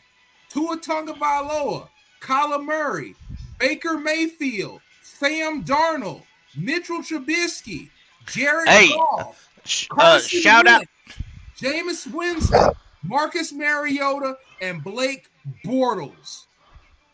You know who you don't hear on this list? Lamar Jackson, Patrick Mahomes, Deshaun Watson, Josh Allen. Just because you pick in the top 2 and grab a quarterback don't mean jack. Okay, yeah, that's if you're not talking about a generational type fucking talent. I'm talking generational type talent, Nobody thought Josh Allen or Lamar Jackson or Patrick Mahomes were going to be generational talents. Shout out to C-Dog in the chat who said Matt Corral is better than Bryce Young. Man, shout out to my nigga C-Dog. Drew, can I push back on that just a hair? Sure. Well, first, if you expanded it to the top 6, you would get Herbert in there. And you go back, and then you could also have Cam and Luck if you go back farther. Okay, but we're going back the last 10 years, and we're going top 5 because. But Drew, a lot of those teams reached those. Drew, wait a minute. If we're going by what G Baby is saying, we're going to be picking in the top 5. Okay. We're going to pick top 5, top 3, motherfucker. What do you mean top 3? Every name I listed off would be one of those quarterbacks in the top 3. Here's the pushback, though. No, bro. The pushback on this issue is, what if you just would have picked Lamar Jackson, Deshaun Watson, Patrick Mahomes in the top 5? Would that list still hold the same? And like, would they ultimately, are you believing that all of them would trend towards bust more because they were picked? You know what I'm saying? Is it maybe they just made the wrong top 5 pick at quarterback? You know what I'm saying? Like, I told you not to put all of those other guys had deficiencies that everybody else slid them down the board because they weren't either generational talent or their game wouldn't translate to the NFL or they weren't quite ready. The same things people are saying about AR-15, Spencer Rattler, and all those guys. They all got these deficiencies. They're not ready for the NFL. But Bryce Young and C.J. Stroud, they're can't-miss prospects. Baker Mayfield was a can't-miss prospect. Sam Darnold was a can't-miss prospect. Okay, but hold on. When you talk about C.J. Stroud and Bryce Young, you're not talking about them being you're talking about Bryce Young and his fucking height and his weight. I don't hear you guys talking about his fucking play, his ability to read the motherfucking defense before he fucking throws the ball. You guys have yet to say anything bad about fucking Bryce Young's plan. All he does is fucking win. So give me something bad about Bryce Young that doesn't have to do with his fucking height and his weight, bro. All weight. Oklahoma was win. Who? I ain't got nothing to say bad about anything else. He won. Yeah, and in the Big 12, Drew, when Texas was ass. He won the Heisman Trophy, didn't he? Behind Lincoln Riley in the Big 12. They don't play defense in the Big 12, G. But but nobody came. Look, Baker Mayfield, when he entered the draft, that top 5. That was a shockwave. He shouldn't even win one. Right. That is exactly Same with Trubisky. You want to bring Trubisky up? That was a motherfucking reach, my G. Nobody like that pick. Same with Daniel Jones, bro. Yes. Well, Daniel Jones. That's what I think it is. Like, so I don't want to hear. You can't. I see what you're doing, Drew. Come on, G. I peep that. I'm just saying. I want to see this list, Drew. I want to see the list of the quarterbacks taken in each round for the last 10 years, which I know they do that, a list of, but which ones at that moment walking in were actually forecasted as can't misses? Because I'm trying to remember the ones that people told me Trevor Lawrence was a can't miss. Yep. Cody wanted to trade our whole draft for that bum. Joe Burrow was a can't miss, which that actually turned out to be true. Andrew Luck. Andrew Luck's been a can't miss, but that's like going farther back. Last Mike. I don't even think anybody in that Baker Mayfield draft was believed a can't miss. Okay. I remember they said Sam Darnold. Tony, I got it up here. Which year you want? Okay, let's start with let's go most recent and we'll go backwards. All right. So 2022, Kenny Pickett, Desmond Ridder, he was Malik Willis. All right. Okay, right there. We can stop right there. Nobody is a can't miss. All right. So next draft. Okay. Next draft, Trevor Lawrence, Zach Wilson, Trey Lance, Justin Fields, Mac Jones, Kyle Trask. All right, so we'll stop with the top 5 picks, though. Or actually, no. Actually, none of those are can't miss. Trevor Lawrence. Yeah. You get one. Trevor Lawrence. Other than that, everybody has some sort of worry. Yeah. Next. All right. The 2020 draft, Joe Burrow, Tua Tagovailoa, Justin Herbert, Jordan Love, Jalen Hurts, Jacob Eason. These last guys, nobody's going to know who the heck they are. No, we can stop there. Joe Burrow. On that list is a Joe Burrow. And if you want to be loose, what if we just said if we knew like Herbert, you could say he's a can't miss in retrospect. No, you can't be retrospect though. Okay, it has to be can't miss right then and there. And like Tua went before him. Yeah, but Tua had a hip injury coming out and his questions on him and too. different things. I'm just trying to figure out if we would have evaluated Herbert more. Could we have classified him even closer to a can't miss? He's less project than anybody said he was going to be. So I'll be generous and say maybe there's. Well, at least Hardy wanted to jump up into the top 4 to get him. All right, let's also remember. Whoa, who's got that going on? I don't know. So you want to hit 2019? Yeah. Okay, 2019, we got Kyler Murray, Daniel Jones, Dwayne Haskins, RIP, Drew Lock, Will Greer, Ryan Finley. Yeah. There's not a single. I don't think can't miss. Well, I think Murray or Kyler Murray was pretty hyped. Oh, Gardner Minshew was a top part of that draft. I'll give you one in that one, but right now he's worked. Yeah, right? But I think people are like he's automatically number 1. That they looked at that time. Okay, so I'll give you a can't miss that year, and you know what? I would say it's worth the top 5 pick. Next. All right, 2018, Baker Mayfield, Nope. Sam Darnold, Nope. Josh Allen. Nope. People were hyped on Sam Darnold. They were. They were hyped on Sam Darnold. People thought this draft class. Do you remember they kind of? I don't went quarterback berserko in this draft class. Like everybody. If I can remember hyped about Baker Mayfield than they were Sam Darnold, because Sam never looked good in college, but they had hype over his talent. Well, Baker looked good in the last couple years in college, and everybody was hyped about him. So I don't think they were a correctly. sure-miss prospect, though. So we got the Josh Rosen. After Josh Rosen was Lamar Jackson. Yeah. Then you had Mason Rudolph, Kyle Laletta, Mike White, who will be starting this week for the Jets. Yeah, I and think a couple of guys we have no idea. Going back is that people were just racist against Lamar. He should have been a can't miss. Oh, here's another one. 2017, Mitchell Trubisky. Then All you go down, you got Patrick Mahomes, Deshaun Watson, Deshaun Kaiser, Davis Webb, CJ Beathard. There's 2 can't miss there that people just misevaluated, though. Yeah. So if you pick Patrick Mahomes and just Deshaun Watson 1 and 2 in that draft, you just got the evaluations right. So don't do that, Drew. Yeah. Speaking of Lamar Jackson, they wanted to move him to wide receiver. What we're saying is he refused, and that's why he dropped a little bit. People thought any of these were can't miss at all. I thought Watson was a can't miss. I really thought too, right? Like I thought that should have been. I was surprised how far he fell. Racist, dude. All right, next. 2016, there was only one quarterback to even mention, and he was drafted in the 4th round, and that was Dak Prescott. Oh wow, keep going. Let's see, 2015, Jameis Winston, Marcus Mariota. Yeah, everybody said they should go. That was a consensus kind of can't miss. But they weren't can't miss. I don't think any of them are left in the league. Let's see, 2014, Blake Bortles, Johnny Manziel, Teddy Bridgewater, Derek Carr, Jimmy Garoppolo, Logan Thomas. Man, just don't draft that year. Jimmy G is best one out of them. Johnny Manziel. Browns fans overhyped with Johnny Manziel. I think this goes to my. All right, here. This might actually be Johnny Cokehead.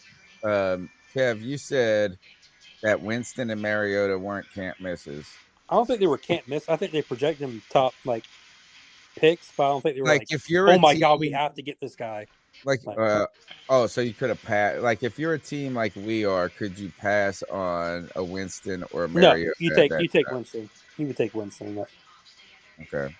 I don't think they were like figure out if we should be generational. scared to pick in the top 5 of a quarterback because we haven't heard about it, or we should just try to find the generational quarterback and pick him in the top 5. Is this the last year going back? No, let's see. 2013 was EJ Manuel, Geno Smith, Jesus, Mike Glennon, Matt Barkley, Ryan Nassib, Tyler Wilson, Landry Jones. God. Is this year better than that year? Let's put it that way. Is this draft class for the Carolina Panthers better than that one? CJ Stroud and Bryce Young, you should be able to say yes automatically. Yeah. Yeah. What's the year before? And then that's the Luck year is next, right? Yeah, Luck, Robert Griffin, Ryan Tannehill, Brandon Whedon, Brock Osweiler, Russell Wilson, Nick Foles, Kirk Cousins, Ryan Lindley, B.J. Coleman, and pretty good draft class. Who were the first two? Andrew Luck and Robert Griffin.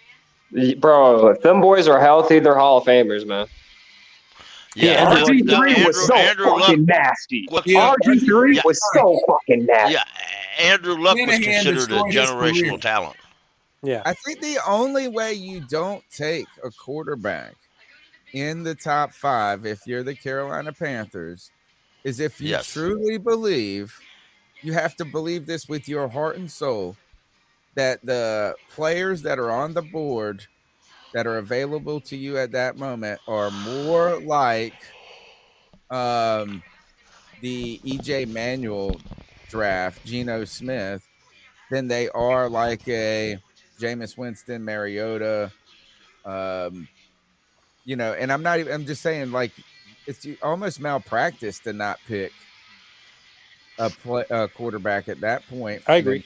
In a time that you need a quarterback, unless you just firmly are against the people, like you think they're going to be bust, period. Because if you pick a quarterback in the second round and he turns out to be Jalen Hurts, he could have been worth a top 5 pick and your organization still be in the great place. That's what I'm saying. Yeah, I mean, I agree with that statement on the screen. Fucking Justin Fields, boys. I cannot believe we passed on that shit, man. Thank Matt Rhule for that. That motherfucker is so boy, man. I cried that day when we passed on him. I kid you not. I swear on everything I cried, bro, because I knew he was going to be this nasty. Wait until he gets the passing going, bro. He could pass in college, bro. He definitely. But wait until that shit clicks. Justin Fields is fucking nasty, and I can't believe we passed on that shit, man. But y'all want to pass on 2 more generational type fucking QB. Y'all fucking blown. Y'all make me sick. Y'all, we passed on Jalen Hurts for YGM. That's what we should be mad at. Yeah, that was stupid. I don't think Bryce Young and CJ Stroud are generational at all, and there's been no proof that they are. Are they? There's been zero proof they are. Everything's in the prices of the pudding. There's no proof there. What are you talking about? There's no proof there. Oh yeah, because he's in Alabama, he's a superstar. Yeah, okay, whatever. There's no proof there. One of the worst Alabama teams they had in like the last 10 years. The worst Alabama team they've had in a decade, bro. He's the bro. I'm telling you, he's a Steph Curry of football, man. If you can remove his head and put it on Sam Darnold's body, he'd be a superstar. Dude, he's pushing. Bro, this is my thing, man. If it says he's 6 foot. You can't lie in the SEC into these kids. He's not 6 foot. Yes, he's not 6 foot. So he's lying that he's 6 foot, yes. though, right? Yes, Alabama is like Nick Saban lies every day. Nick Saban lies. Bro, during the combine, when they do their official measurements, you'll find out. God, when they do, I'll be on Friday Free Throw, and I'll say, "Gee, baby, I told you so." Just wait. Just wait. There's no use to discuss it now. Y'all shit on Tua. Look at what Tua's doing. What's Tua's height and weight, though? I didn't shit on Tua. I never shit on Tua. Like, I don't know. Yeah. I did coming out. I think he was going to be good. But I was wrong. But what's his height, actual height and weight? I wanted to trade up for Herbert. Fact is, what we should have did in 2020 when we took Derek Brown, we should have waited and took Jefferson in the first round. Then we could have took Jalen Hurts in the second round. Tua is anywhere between 5'11". Matt Rhule was in charge. 6'1". Yeah, so he's around Bryce Young's height and weight.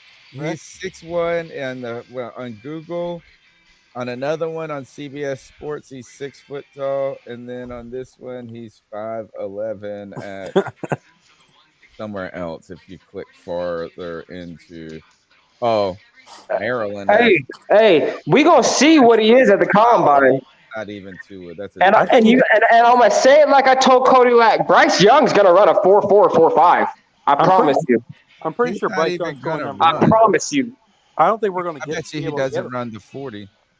I don't think the 40 times is a stat the quarterback. I just don't see how it compares to quarterback unless you want to run with him. And if you want to run with Shorty, you're gonna be in trouble.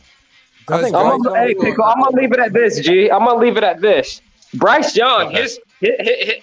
his play in the combine and going up to the draft is gonna speak for itself, bro. All I'm gonna say is I fucking told you so. I think Bryce when he's we gonna see because the rice is in the pudding. Y'all go, oh my God, Bryce! Oh yeah. Dude, two things are going to happen.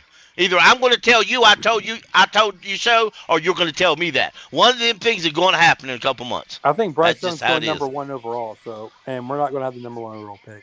Correct. Yeah, I don't see the Texans winning another fucking game, man. Nope. I don't have a question. Hey, they do have Kyle Allen lined up quarterback, man.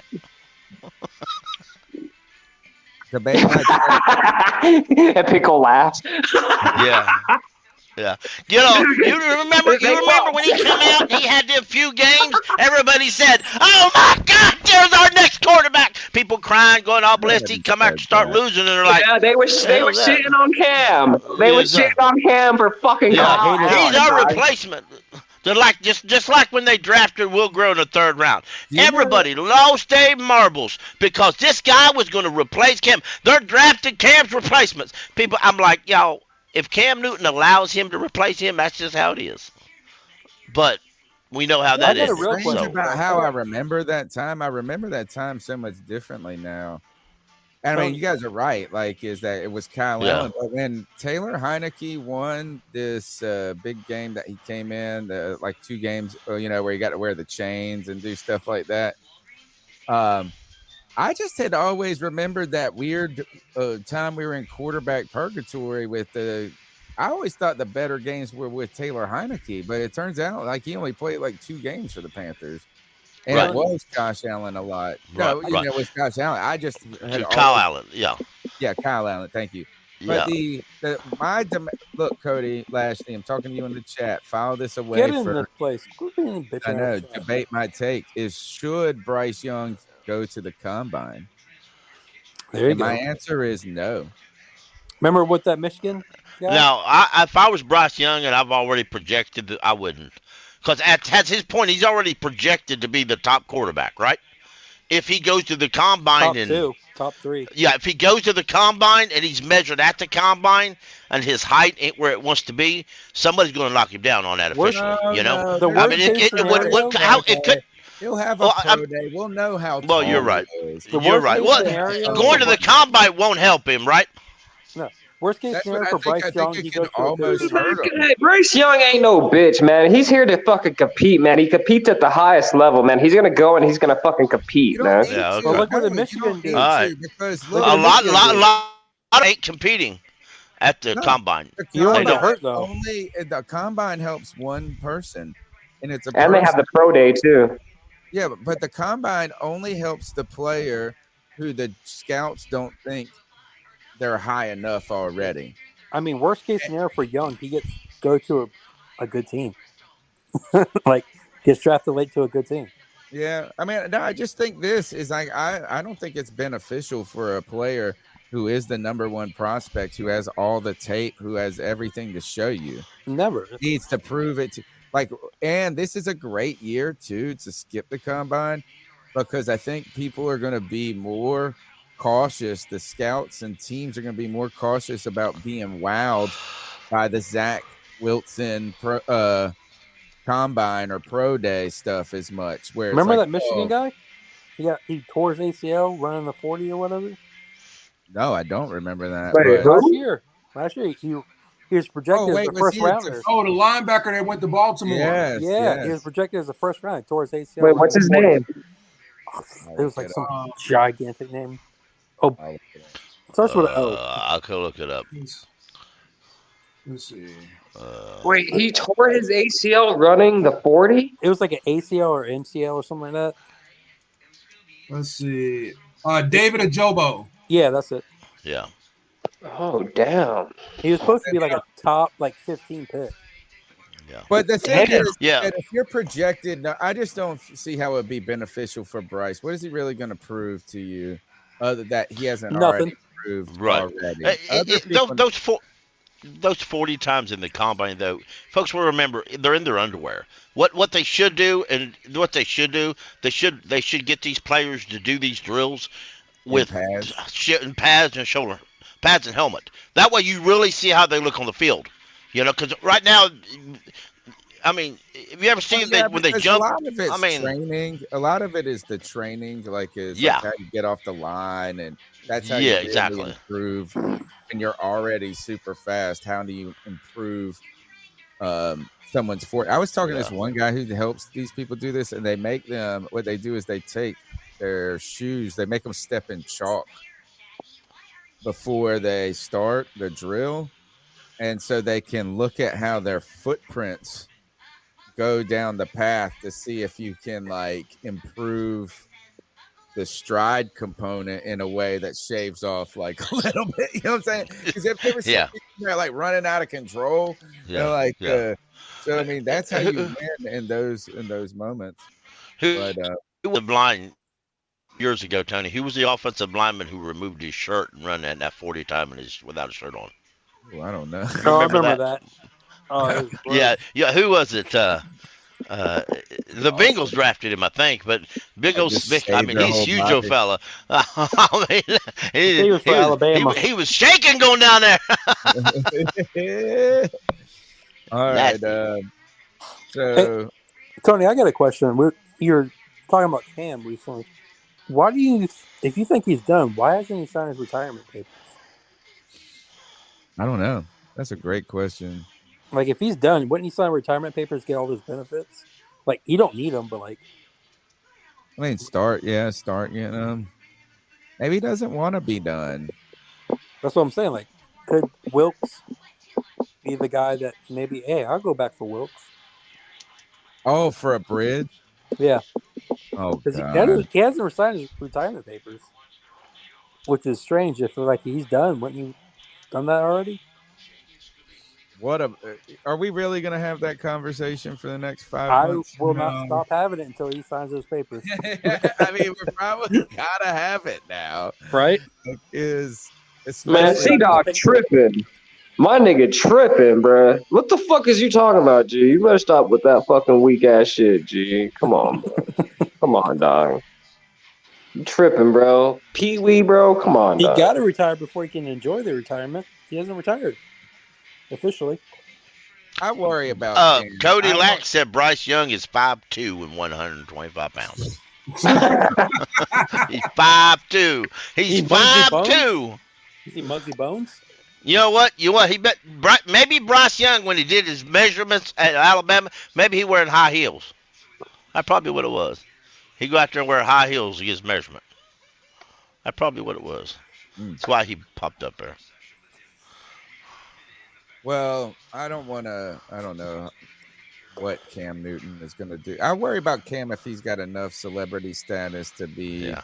I'm with you. I'm just wondering why he hasn't signed the retirement papers. It's kind of I just think he don't want to. I just think he's waiting for somebody to call him.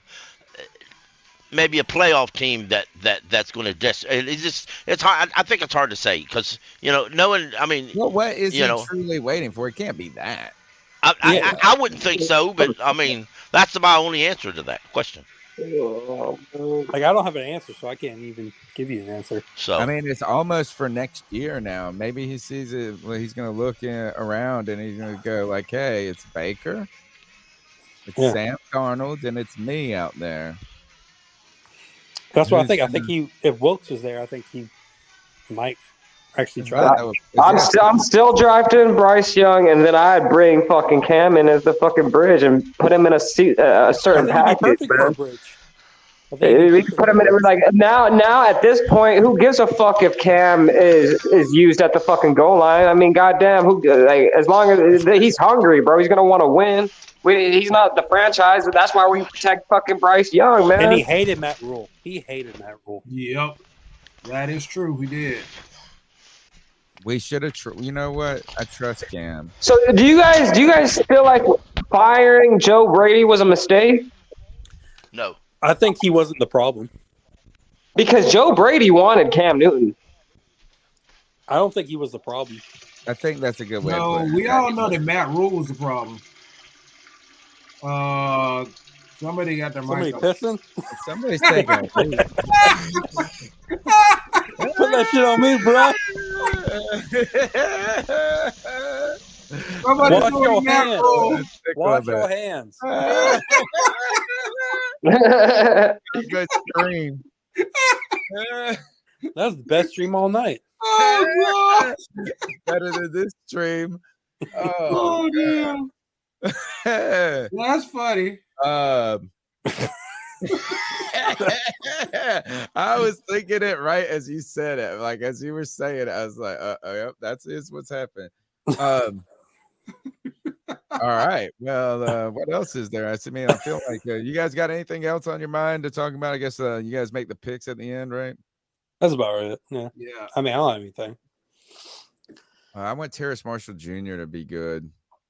What if him and Darnold come out there and fucking smoke That's it? if Terrace Marshall plays. I Why, mean, is he hurt? He's dealing with a shoulder injury. They said he's a game time decision. Oh, like I said, don't be surprised if he does something. Like he actually has the offensive line now. Man, I don't think it's going to happen. I'm just saying, don't be surprised. I mean, like it could be. How about this? Is that what if he goes and throws for 200 yards and doesn't throw any picks and is like got a 63% completion rate and he's like 11 for 15, and he can run.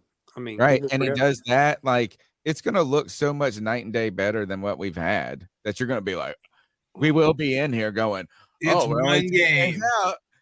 You know, you'll be, and it's just like fun. It's like going in the movie with what is it with Hall Pass, and they go to the bar, and the guy's like, "Oh, look at her!" And oh yeah, that's what it's gonna be like. Is that for 1 week we'll be like, "Oh shit!" At least be interesting to watch. Yeah. As I said at the beginning of the show, Sam Darnold was playing with house money. He's got nothing to lose. Everybody expects him to be crap. So if he's not, then wow. If he is, we expected it. So he don't have to be pressure of being a savior either. Exactly. We got the Friday P for all. There you go. Play me some R. Kelly. What was the what was it when I called it when Cody had the guy come on and put the date? He's been duped twice, I think. God. But I called it the Friday something. But like it was a play on that as well. All right. Let's go around. We'll make our picks and then we'll call it a night. Unless you guys want to just take turns peeing. I'm good. I put my shit on mute when I do it. Nice, thanks. All right, let's start with Drew. The Denver Broncos are coming to town, and I want to say this: is you sounded pretty positive in the early moments of this show. What do you think the outcome of this game is? 28-14 Carolina. 28-14. Yeah, it was Friday. Free my ball. Is the other one. 24-14 Carolina. 28-14. 28. That's a lot of points. I know. For both teams. Well, Drew's up there drinking that Maine water, bro. It must be crystal clear. I bet you that. Oh, it's frozen is what it is. What's the temperature there right now? I bet it's cold as fuck. Cody, I look. It's probably in the 20s. I'm pretty sure. Let's see. Right now, it is. Come on. My buddy just went for a wedding. Actually, not too bad. It's only 37. Yeah, it's pretty warm here right now. That's cold. It's probably like 75 over here. Yeah, it's about 37 degrees. That's pretty right cool. now it is 9:53 where I live at, where probably most of our time zones is 54 degrees right now. Wonderful. Yeah. All right, Kev, what's your score? I say 9-10 Carolina. What? 10-9 Carolina? Yep. Okay. It's not gonna be no points. Wow. All right. G baby. I got I honestly think Sam's gonna shit the bed, bro. He hasn't. Sam's been sitting on his ass and getting fat, enjoying those meals, enjoying those millions of dollars, and he just gonna come in here and light it up, huh? Again, I just said we were gonna win 28-14. I didn't say Sam was gonna light it up. Yeah. I got. Oh, dude, I can't. Fuck the Broncos. They stole Cam's ring. I can't pick them bitches. Hold on, wait a minute, G baby. Didn't you say earlier that Carolina wasn't gonna win another game this season? I can't believe I'm gonna pick the ball. I'm telling you, the Broncos are bad too. They are, man. Oh, I hate Russell Wilson. I hate that motherfucker. All right. Damn. What's the score? What is it, G baby? Man, can I go last? Can I think about this real quick? Hey, Pickle. Yeah. The one Freeman. Yeah. Now that you're done, can you tell us what's your pick for this game? 21-3 Panthers. Damn. No, y'all got some high 21-0. Damn. Okay. Y'all see the Denver Broncos? He's angry now. Yeah, they look worse than we are. Yeah. Listen, at least, and you're right. But at least we can run the football, and we're at home. The Panthers ain't won a home game since Cam Newton was quarterback. Look that, folks, up. Look it up. Really. No, excuse me. We haven't won an away game since Cam Newton was quarterback. Huh? And you have us winning? We haven't won an away game since Cam Newton was quarterback. Is this game at home? Yeah. Yes. Is that possible? That's what they were talking about on WFNZ this week. Since week 10 of last year. I haven't looked it up, but they were talking about we haven't won a home game since Cam Newton was quarterback. An away game. The last, we haven't won an away game. We won was in Arizona, Cam's first game back. That's what he's saying. Yeah. That's what he's saying. They said the last back-to-back wins in Detroit was like 2018. It wasn't even Detroit playing. How about this? Is we have if we didn't have the beginning of last season, we would have felt like that with back-to-back wins. Yeah. All right. So blowouts, a defensive blowout by the Carolina Panthers. I am going to say 17-14 Panthers. I still think that's high. Okay, 17-13 Panthers. It could be like 50. Ooh, what if we just did only field goals? 15-12. It's going to be like that Jets-Patriots game. Yeah. I don't know. We'll see. Headset. This could be a get right. This could be a get right game about for Russell Wilson. It could be a get right game. We're a get right game for everybody in a way. They honestly should have beat the Raiders, man. I can't believe that shit. Who's the running back for them? Like that all season. Like just they stink. What's that? Who's Denver's running back right now? Latavius Murray. The dude that fucks us, man. He fucking runs all over us every time, man. Even when he was at Minnesota, I just remember him whooping our ass. Yeah. And I feel like we struggle against bigger backs. Yeah, now are you gonna I'm going fucking Denver fucking 13-6, man. I'm taking the Broncos, man. Wow, Okay. Denver. Cam Newton would not be proud of you.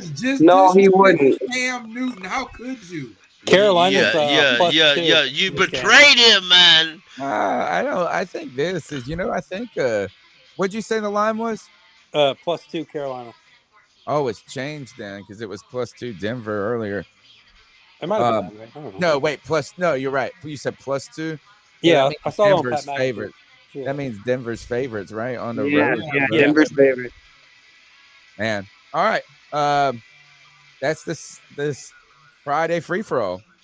Next time, y'all, if you ever go out and get your pair of headsets, make sure they're not strong enough to go to the other end of the house. Got it. My old headset would go dead halfway before then. Friday stream for all. Right. Well, next time I'll take a camera so I don't have to. Everybody knows. Hey, can I say one more thing, Tony? Yeah, please. Hey, can I And Greg's my boy, but man, he suggested that sorry ass peripheral fucking show, bro. The first 2 episodes was heat, and then I got to the 5th episode, and then I had seen myself retract back to the 2nd episode because I was so fucking confused. And now I'm on like the 8th episode, and my girl loves it, and I'm lost. I'm so fucking lost in that show right now. Episode 4, I think episode 4 is like 3 and 4 are like really important, but you don't know they're important until 5 and 6, and you're like, I saw the I've watched episode 4 3 times actually. That's how it be. And then I got this one question: is why did this guy have to kill his family? Yeah, bro. It's like alter dimensional family, and he was just like this. He just was like, had to do it.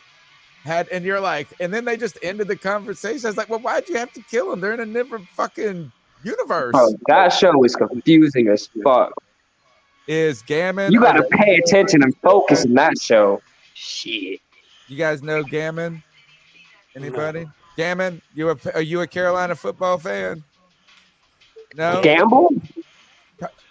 49ers fan here. All right, well, come on to the stream. Hey guys, How how's you it doing, going? man? I'm doing great. Doing great. We were just wrapping up the show, and you can get in here with whatever thoughts you had to bring. Absolutely. I know you guys don't know me, and so which is kind of a good thing, bad thing. Little quick back brief on me. So currently right now in the military, grew up in California, so a long time kind of 49ers fan. One of the things I do is I kind of your service. Appreciate it. I've been in for 14 years. I never know how to answer that, but thank you, sir. It's a weird thing. I always get kind of choked up. Any other veterans in here? I think you guys feel the same way that I do, and salute to you and yours. So the reason why I came in here, and I try to make sure I don't ask this like smugly, because it's not meant like that. Because during the off season for us as 49ers fans, right, a lot of us, we didn't know what to, and it's hard to do when you're a fan of your own fan base, like, right, like what is the true value of the players that you see on your team, right? So, we had 2 big moving pieces, or potentially moving pieces, who somehow didn't move. One was Deebo Samuel, right? And we had a lot of people who would come onto our podcast or our streams and say, hey, what do you think about a 3rd round pick for Deebo Samuel? And I was like, you're on the wrong stream, right? Like, that's kind of insulting. But at the same time, when I would kind of go around and I'd ask people like, hey, your team needs Jimmy Garoppolo. So you guys are kind of the first stop. I'm kind of going over here. I'm going over to like the Cleveland Browns.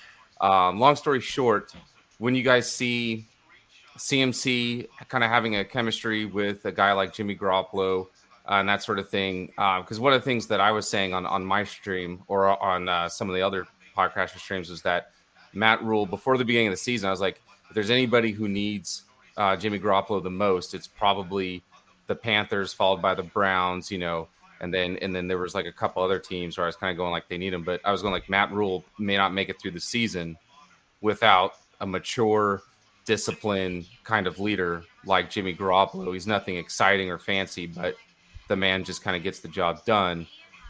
Has your guys' perception on him changed, the same, or do you guys look at the organization and go like, gosh, you know what?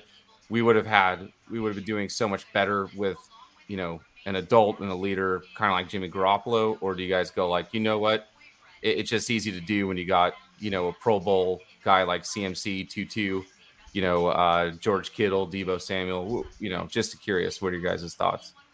Well, the first is definitely the situation in San Francisco is beneficial to him, right? Like, you can't deny that being under the best coach in the league.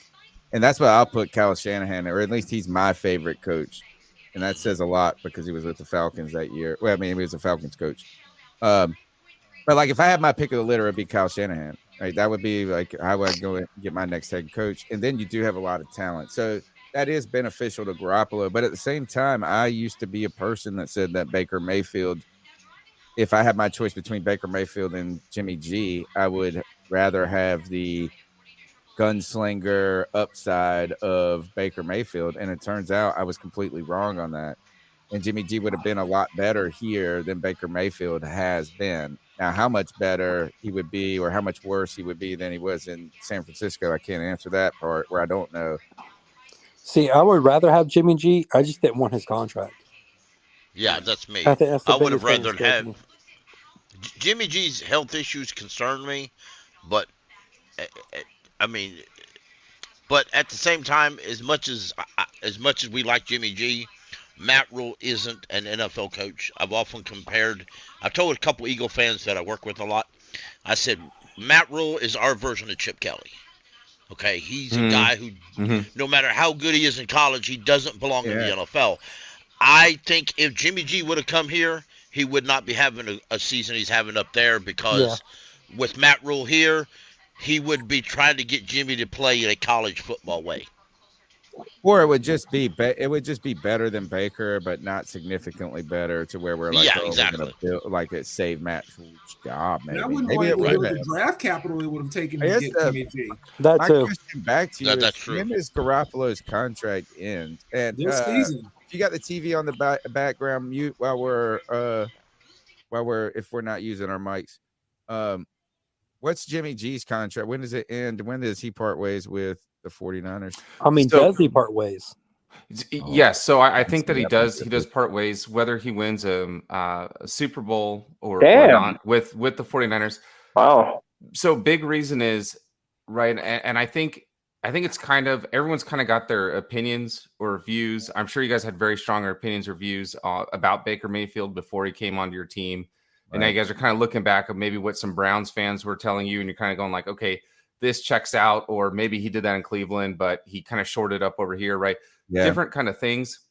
I think the thing where you were talking about, you really liked Kyle Shanahan. He said, number one coach. I don't know if even me as a 49ers fan, I don't think I would put him as the number one coach in the NFL.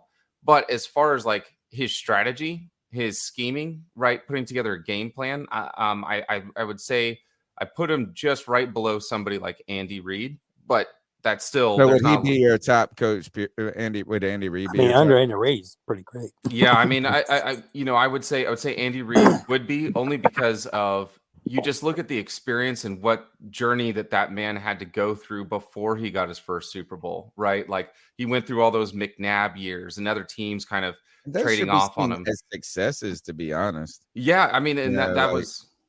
Yeah, great. I could see how Andy Reid would be the top. My thing is this: I think that at least Shanahan gives you the future, like the longevity, maybe that Reid's already like how many years more can he coach? And he does bring his brother. Did you guys hear about his brother just got sent? The sentence came through, or his it was assistant coach. Remember last year he drove drunk driving and he killed. I thought it was his son. That was his son. Was his son, and he was assistant coach, right? Yeah, it was linebacker. He got 3 years in prison for that. But anyway, I guess all right. Andy, is there any other coach ahead of Kyle Shanahan right now? I mean, obviously, I got to go with Bill Belichick. You know what I mean? Like if this got cut and then put on Twitter and it was titled, random 49ers guy thinks Kyle Shanahan's better than, Bill Belichick, I would get ruined. But, honestly, I think I'd put Kyle Shanahan somewhere in, I think, like the top 8. I couldn't just give you like a list of numbers.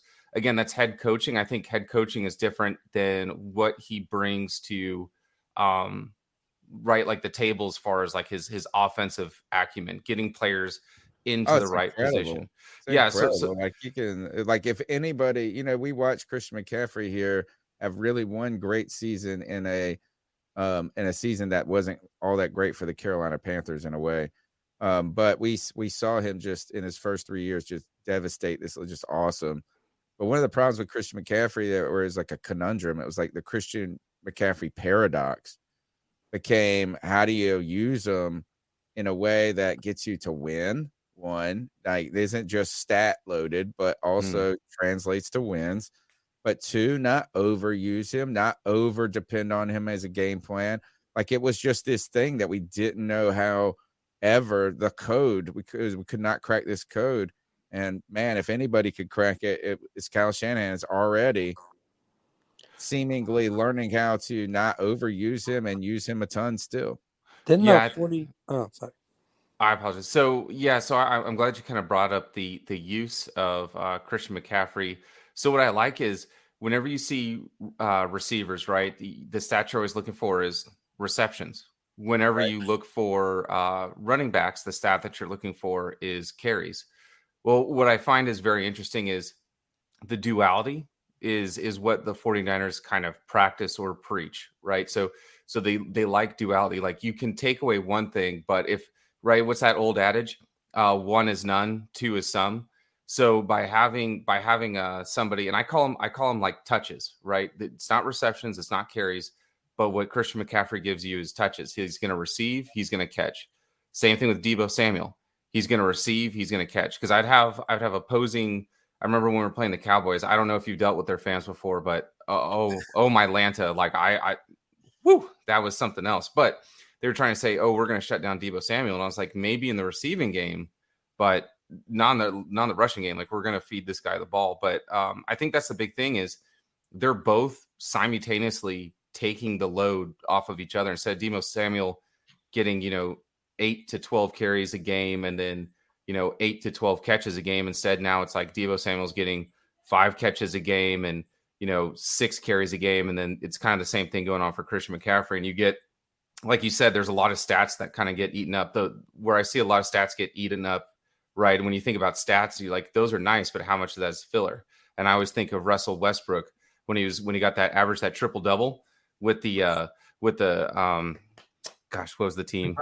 The Thunder. Yeah. And I was like, he got the triple double, but not like the Oscar Robinson true, you know what I mean? Triple double. There was like guys doing everything they could to feed him that stuff.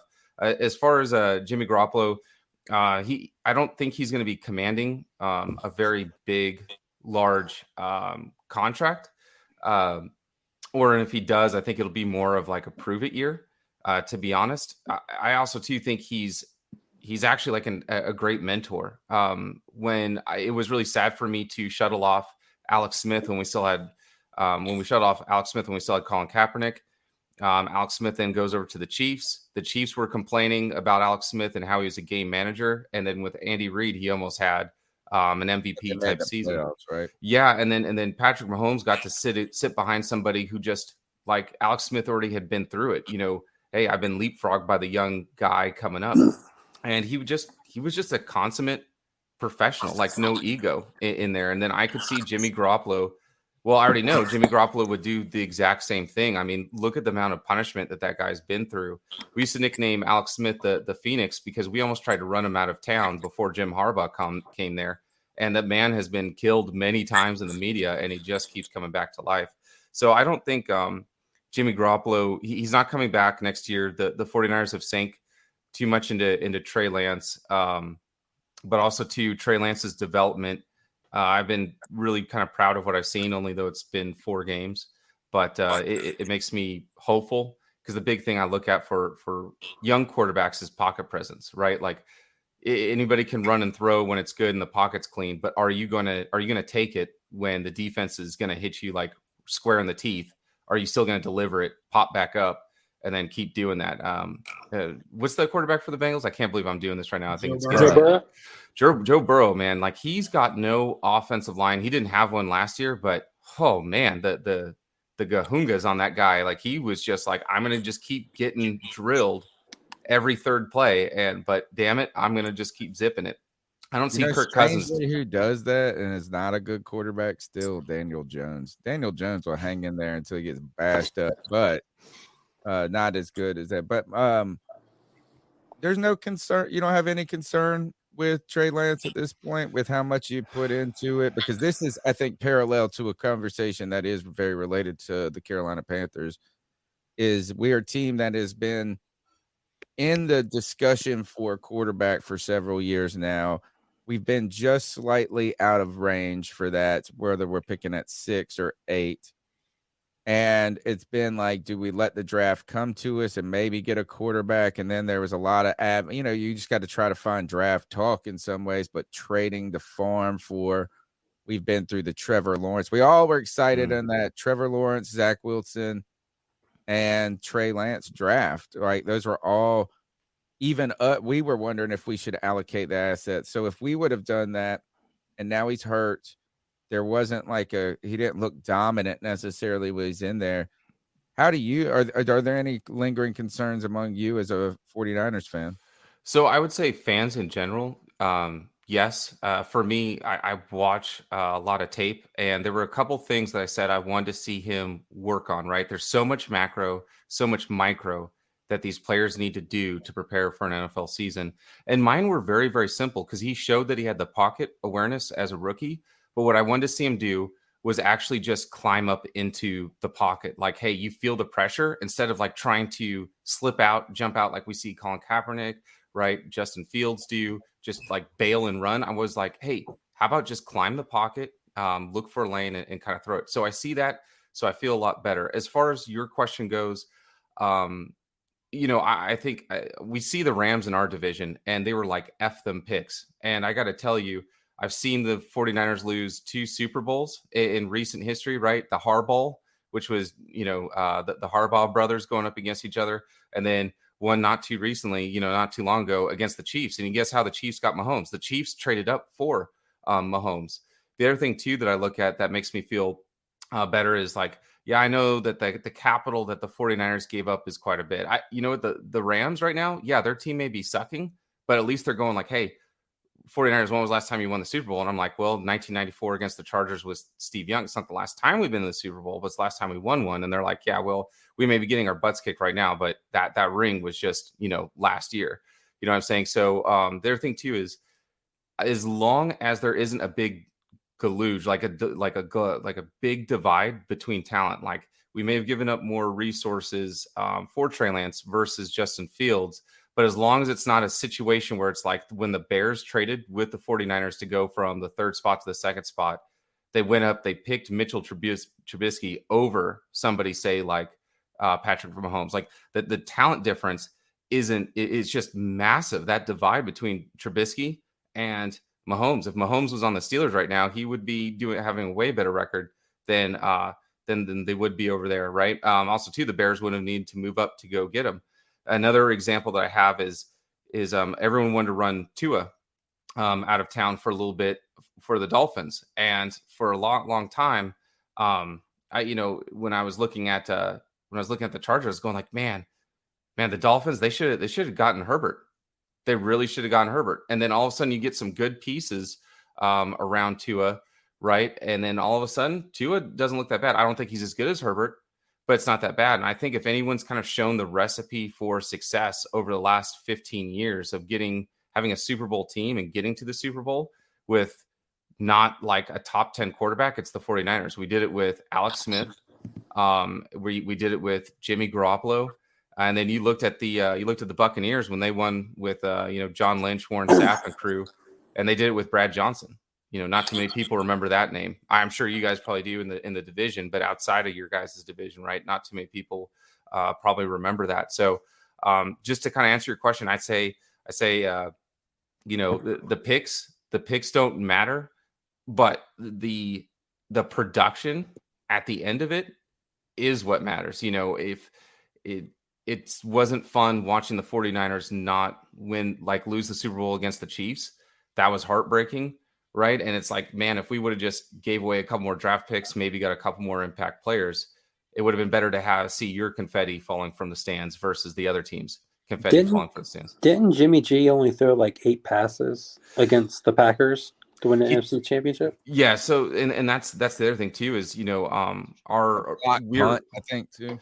Yeah. So that was the big thing too. When the 49ers were getting Kyle Shanahan and he was saying like, hey, we're going to be a running offense and we want a defense like the Seattle Seahawks, I was laughing. I was going like, that's great coach speak. We just saw what you did with Atlanta and all the other kind of stuff. And then, but lo and behold, because that was the thing, that was what was driving us crazy, was we had Jim Harbaugh, we had Frank Gore. It was, we're going to run it 55 times. We're going to pass it 18 times. I'm going like, no, we brought you over here to be a high flying offense. And then look at it now. Yeah, the Ravens did it a couple times. Yep. But now you look at it and you're just like, damn, he wasn't lying. Like he is like A-okay with running the football. You're seeing Troy Aikman say after the Monday Night Football game, he's going like, the 49ers are one of the most old school football teams that are here because they're just going to constantly nonstop pound it. When you guys brought up CMC and how do you use him without him getting exacerbated, well, the 49ers have probably spent the last 3 years a third-round pick on a running back.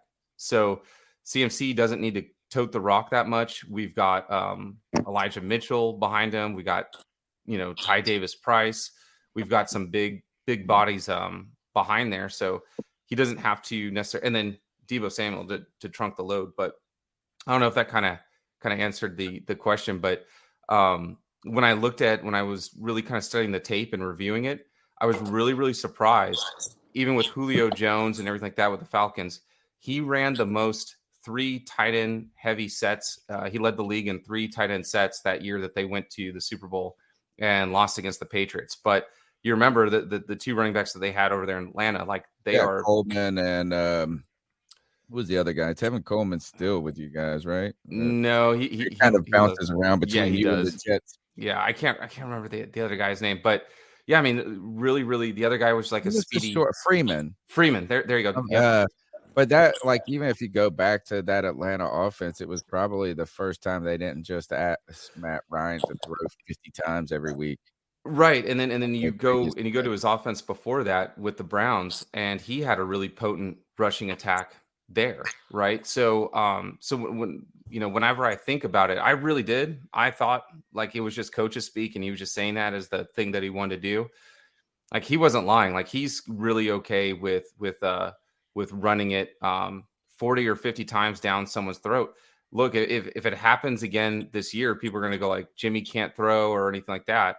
I'm going to be like, honestly, we have George Kittle is the best blocking tight end in the league and is probably the second or third best receiving tight end in the league. Like we have one of the best left tackles in the league in Trent Williams. So we're going to run it. I know it surprises people, but like that's what's going to happen. I think it surprises people. I think it's just you know you have to be able to throw it at sometimes. And I actually don't think anybody's questioning the offense of the 49ers right now. I think we were the first few games when we started off 3-4 this season and we started off 3-5 last season.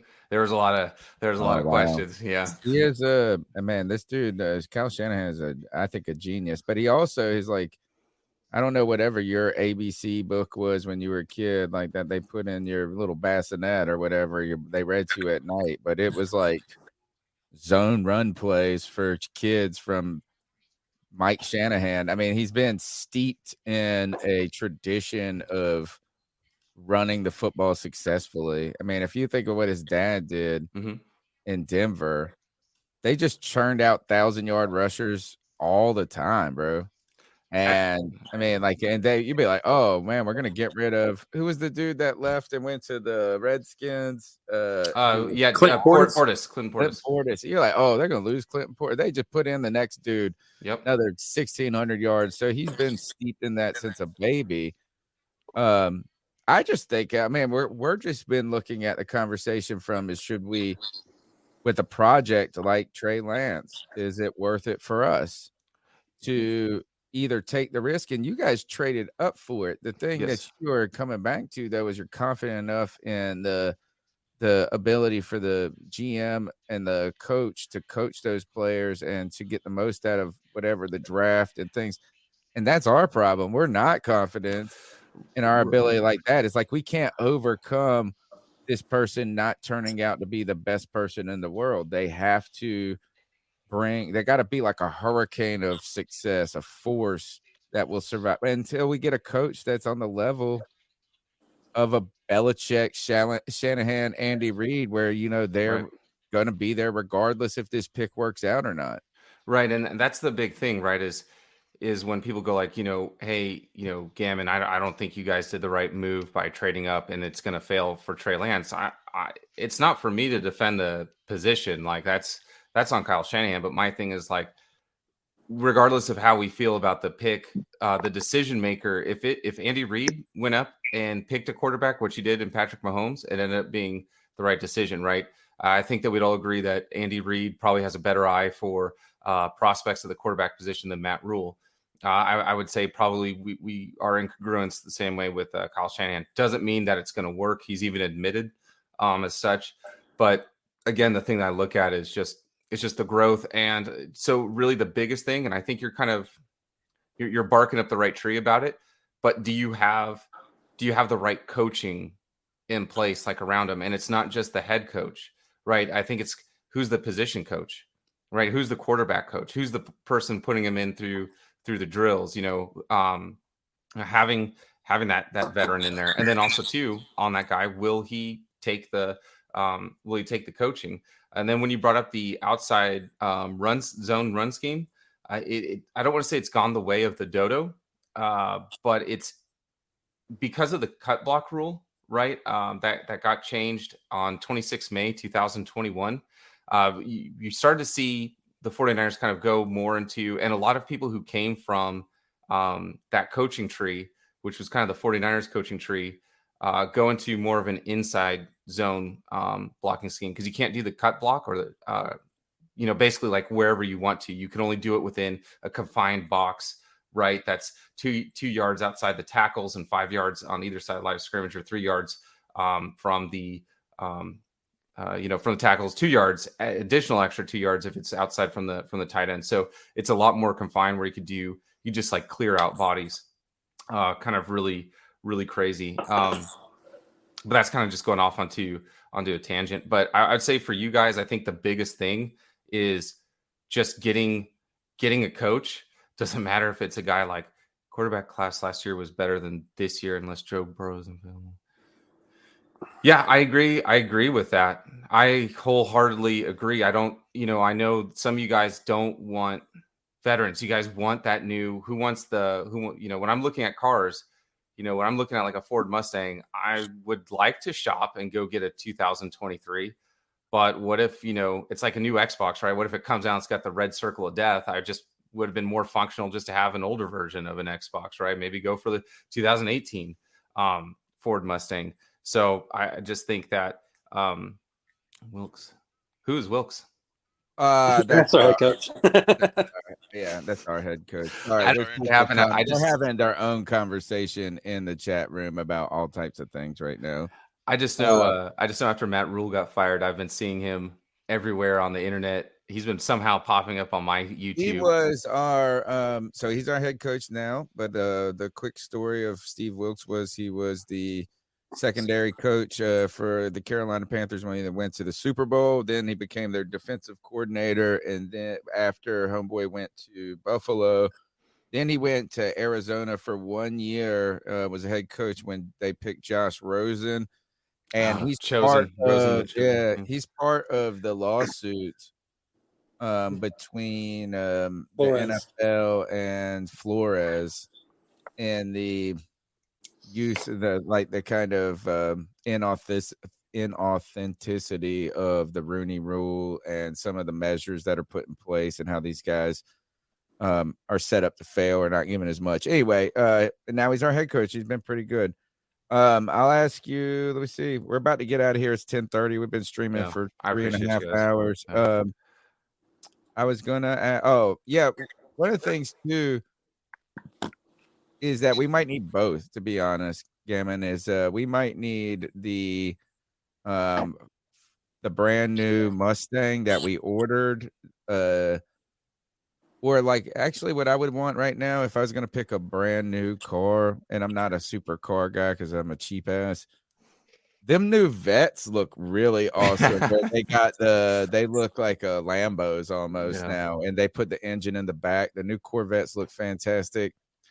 But you could go out there. I just read this article on this dude, and he was the first dude to receive a fully electric Ford F-150.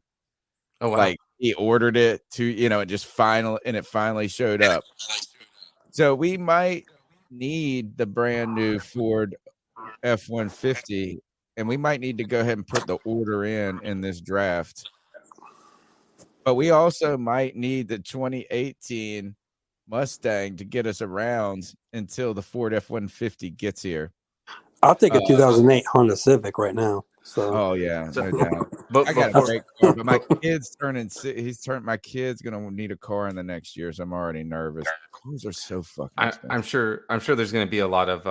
I'm just going to I'm going to let you guys go. I'm going to ask 2 questions. I'm going to I'll probably come back and kind of rewatch this and write some notes down for the off season. But I'll use this as kind of, fodder for the cannon, if you will. First question is, and again, I'm kind of leaning more towards the off season, but how do you guys feel about, Aaron Rodgers comes available? Would you guys be willing to give up any kind of capital? That's number 1. Number 2, how do you guys feel? You guys asked me kind of where do I rate Kyle Shanahan as far as coaches go, like head coaching. And I kind of put him there in the top 8. Where do you guys put your ownership at as far as like, how do you guys rate? Because I think, okay, that was sharp. Okay. Wow. That's because I think that's another part is it's hard to get good quality coaching staff if you don't have, I think that might be a little unfair. that was so quick. I was like, damn, all right. We're in a hard spot right now. We're in a moment. He's made some bad choices. I'll put it that way. Yeah. Yeah, like this. He come in as a rookie owner, and it showed real strongly. Yeah, he made some bad choices, especially in Matt Rhule. But yeah, any Actually, good choices that you saw him make well, that you guys liked? Where you're like, hey, he spends the money. That's what I like. Yeah, he don't mind spending the money. I mean, I've always said I credit him with at least putting a bubble to practice in.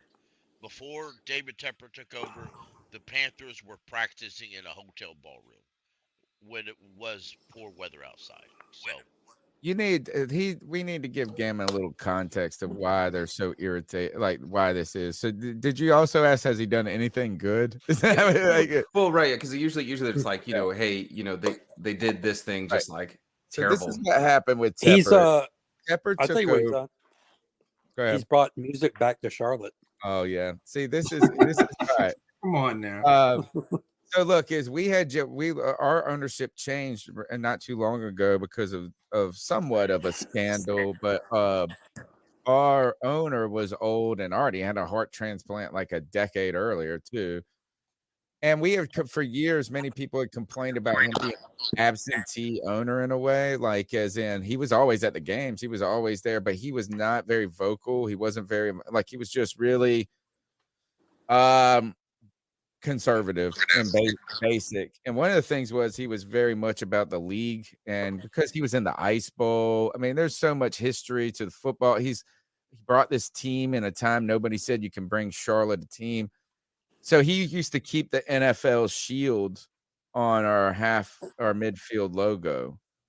Well, like fans, we've got like one of the coolest logos in the league. Yeah. There's so much you can do with the state of North Carolina too with it. And I love your guys' jersey colors too. Yeah. So fans they would always say this is like, oh, so this is what we get David Tepper. We get an owner that's like showing up at fan tailgates occasionally, that's dancing on the sidelines after with some players, and he changes the logo. He does it. And like fans are like, see, he knows business. He knows business. And then, so we got so hyped about him to start. And then he goes and makes the big splash for Matt Rhule and pays him all the money. And then it didn't work. None of it worked. And he had this big failed thing with the city of Rock Hill where they were trying to build this big sports complex practice facility. And now it's just like an empty shell and bankrupt and a lawsuit between the state. The problem that we're getting to and what White Chocolate Espresso was referring to as, and he brought music to Charlotte, is that Tepper has made a lot of big errors, and they've been clear, and he's taken zero responsibility for them at the end. Like he had one of the worst press conferences after he fired Matt Rhule. Like his last 2 press conferences have been disasters in a way, and he got irritated with the media. It was almost like a real, I can't believe the peasants asked me this question type attitude. And so right now he saved Charlotte from the pandemic. And it just when we needed him to have a little humble pie and say, we're going to try our best to get this right, he just was an egomaniac. Or at least that's how I interpreted it. And I think that's where some of the angst comes from with this, why he's the worst.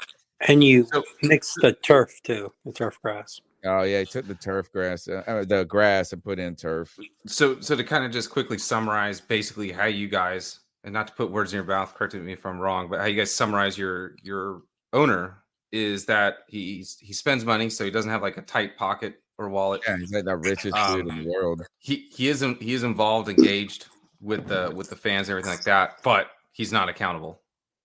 Right. He's Jerry Jones without the wins. Ooh. That's what some people think. And hopefully Jerry Jones without the hookers and blow as well. But yeah. Well, I might like him if he has that. I'm the other way. But I appreciate you guys, and I'm going to let you guys go. But that was good food for thought. And just last real quickly, if I could have you guys kind of go around the horn, yes or no, Aaron Rodgers. Absolutely not. Absolutely not. No. I'd keep what we got before I'd sign No, we're not a good enough team.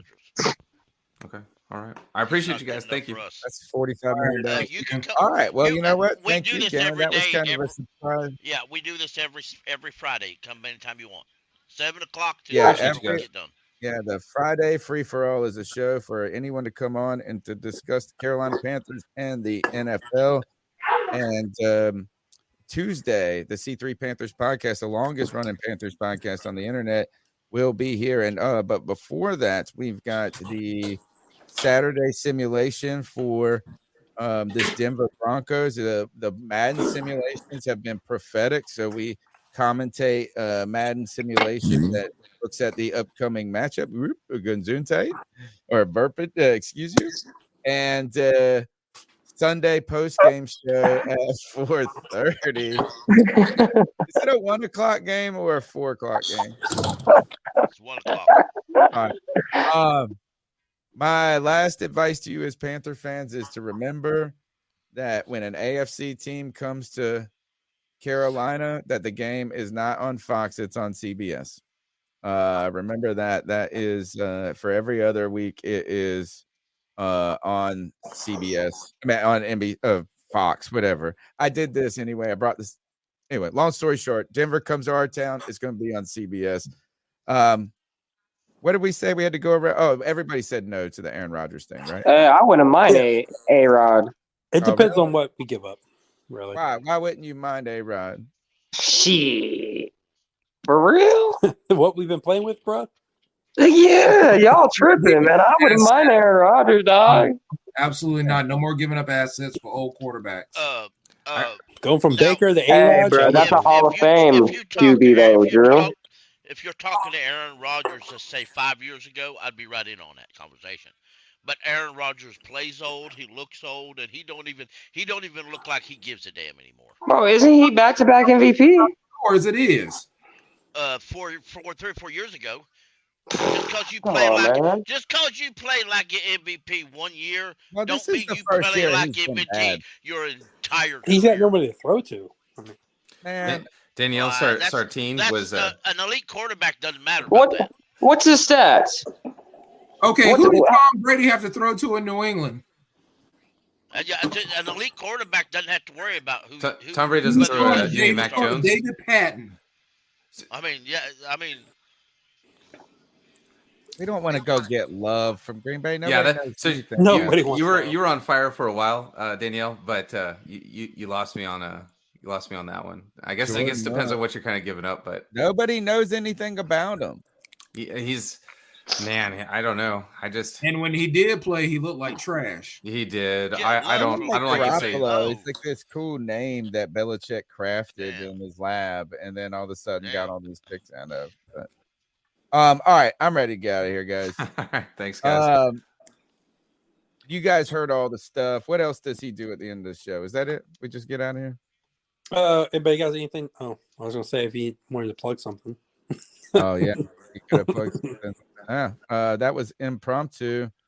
Hopefully this was a good fill-in, and you guys going to be here for the post game on Sunday, I hope. Absolutely. Yes, sir. All right, man.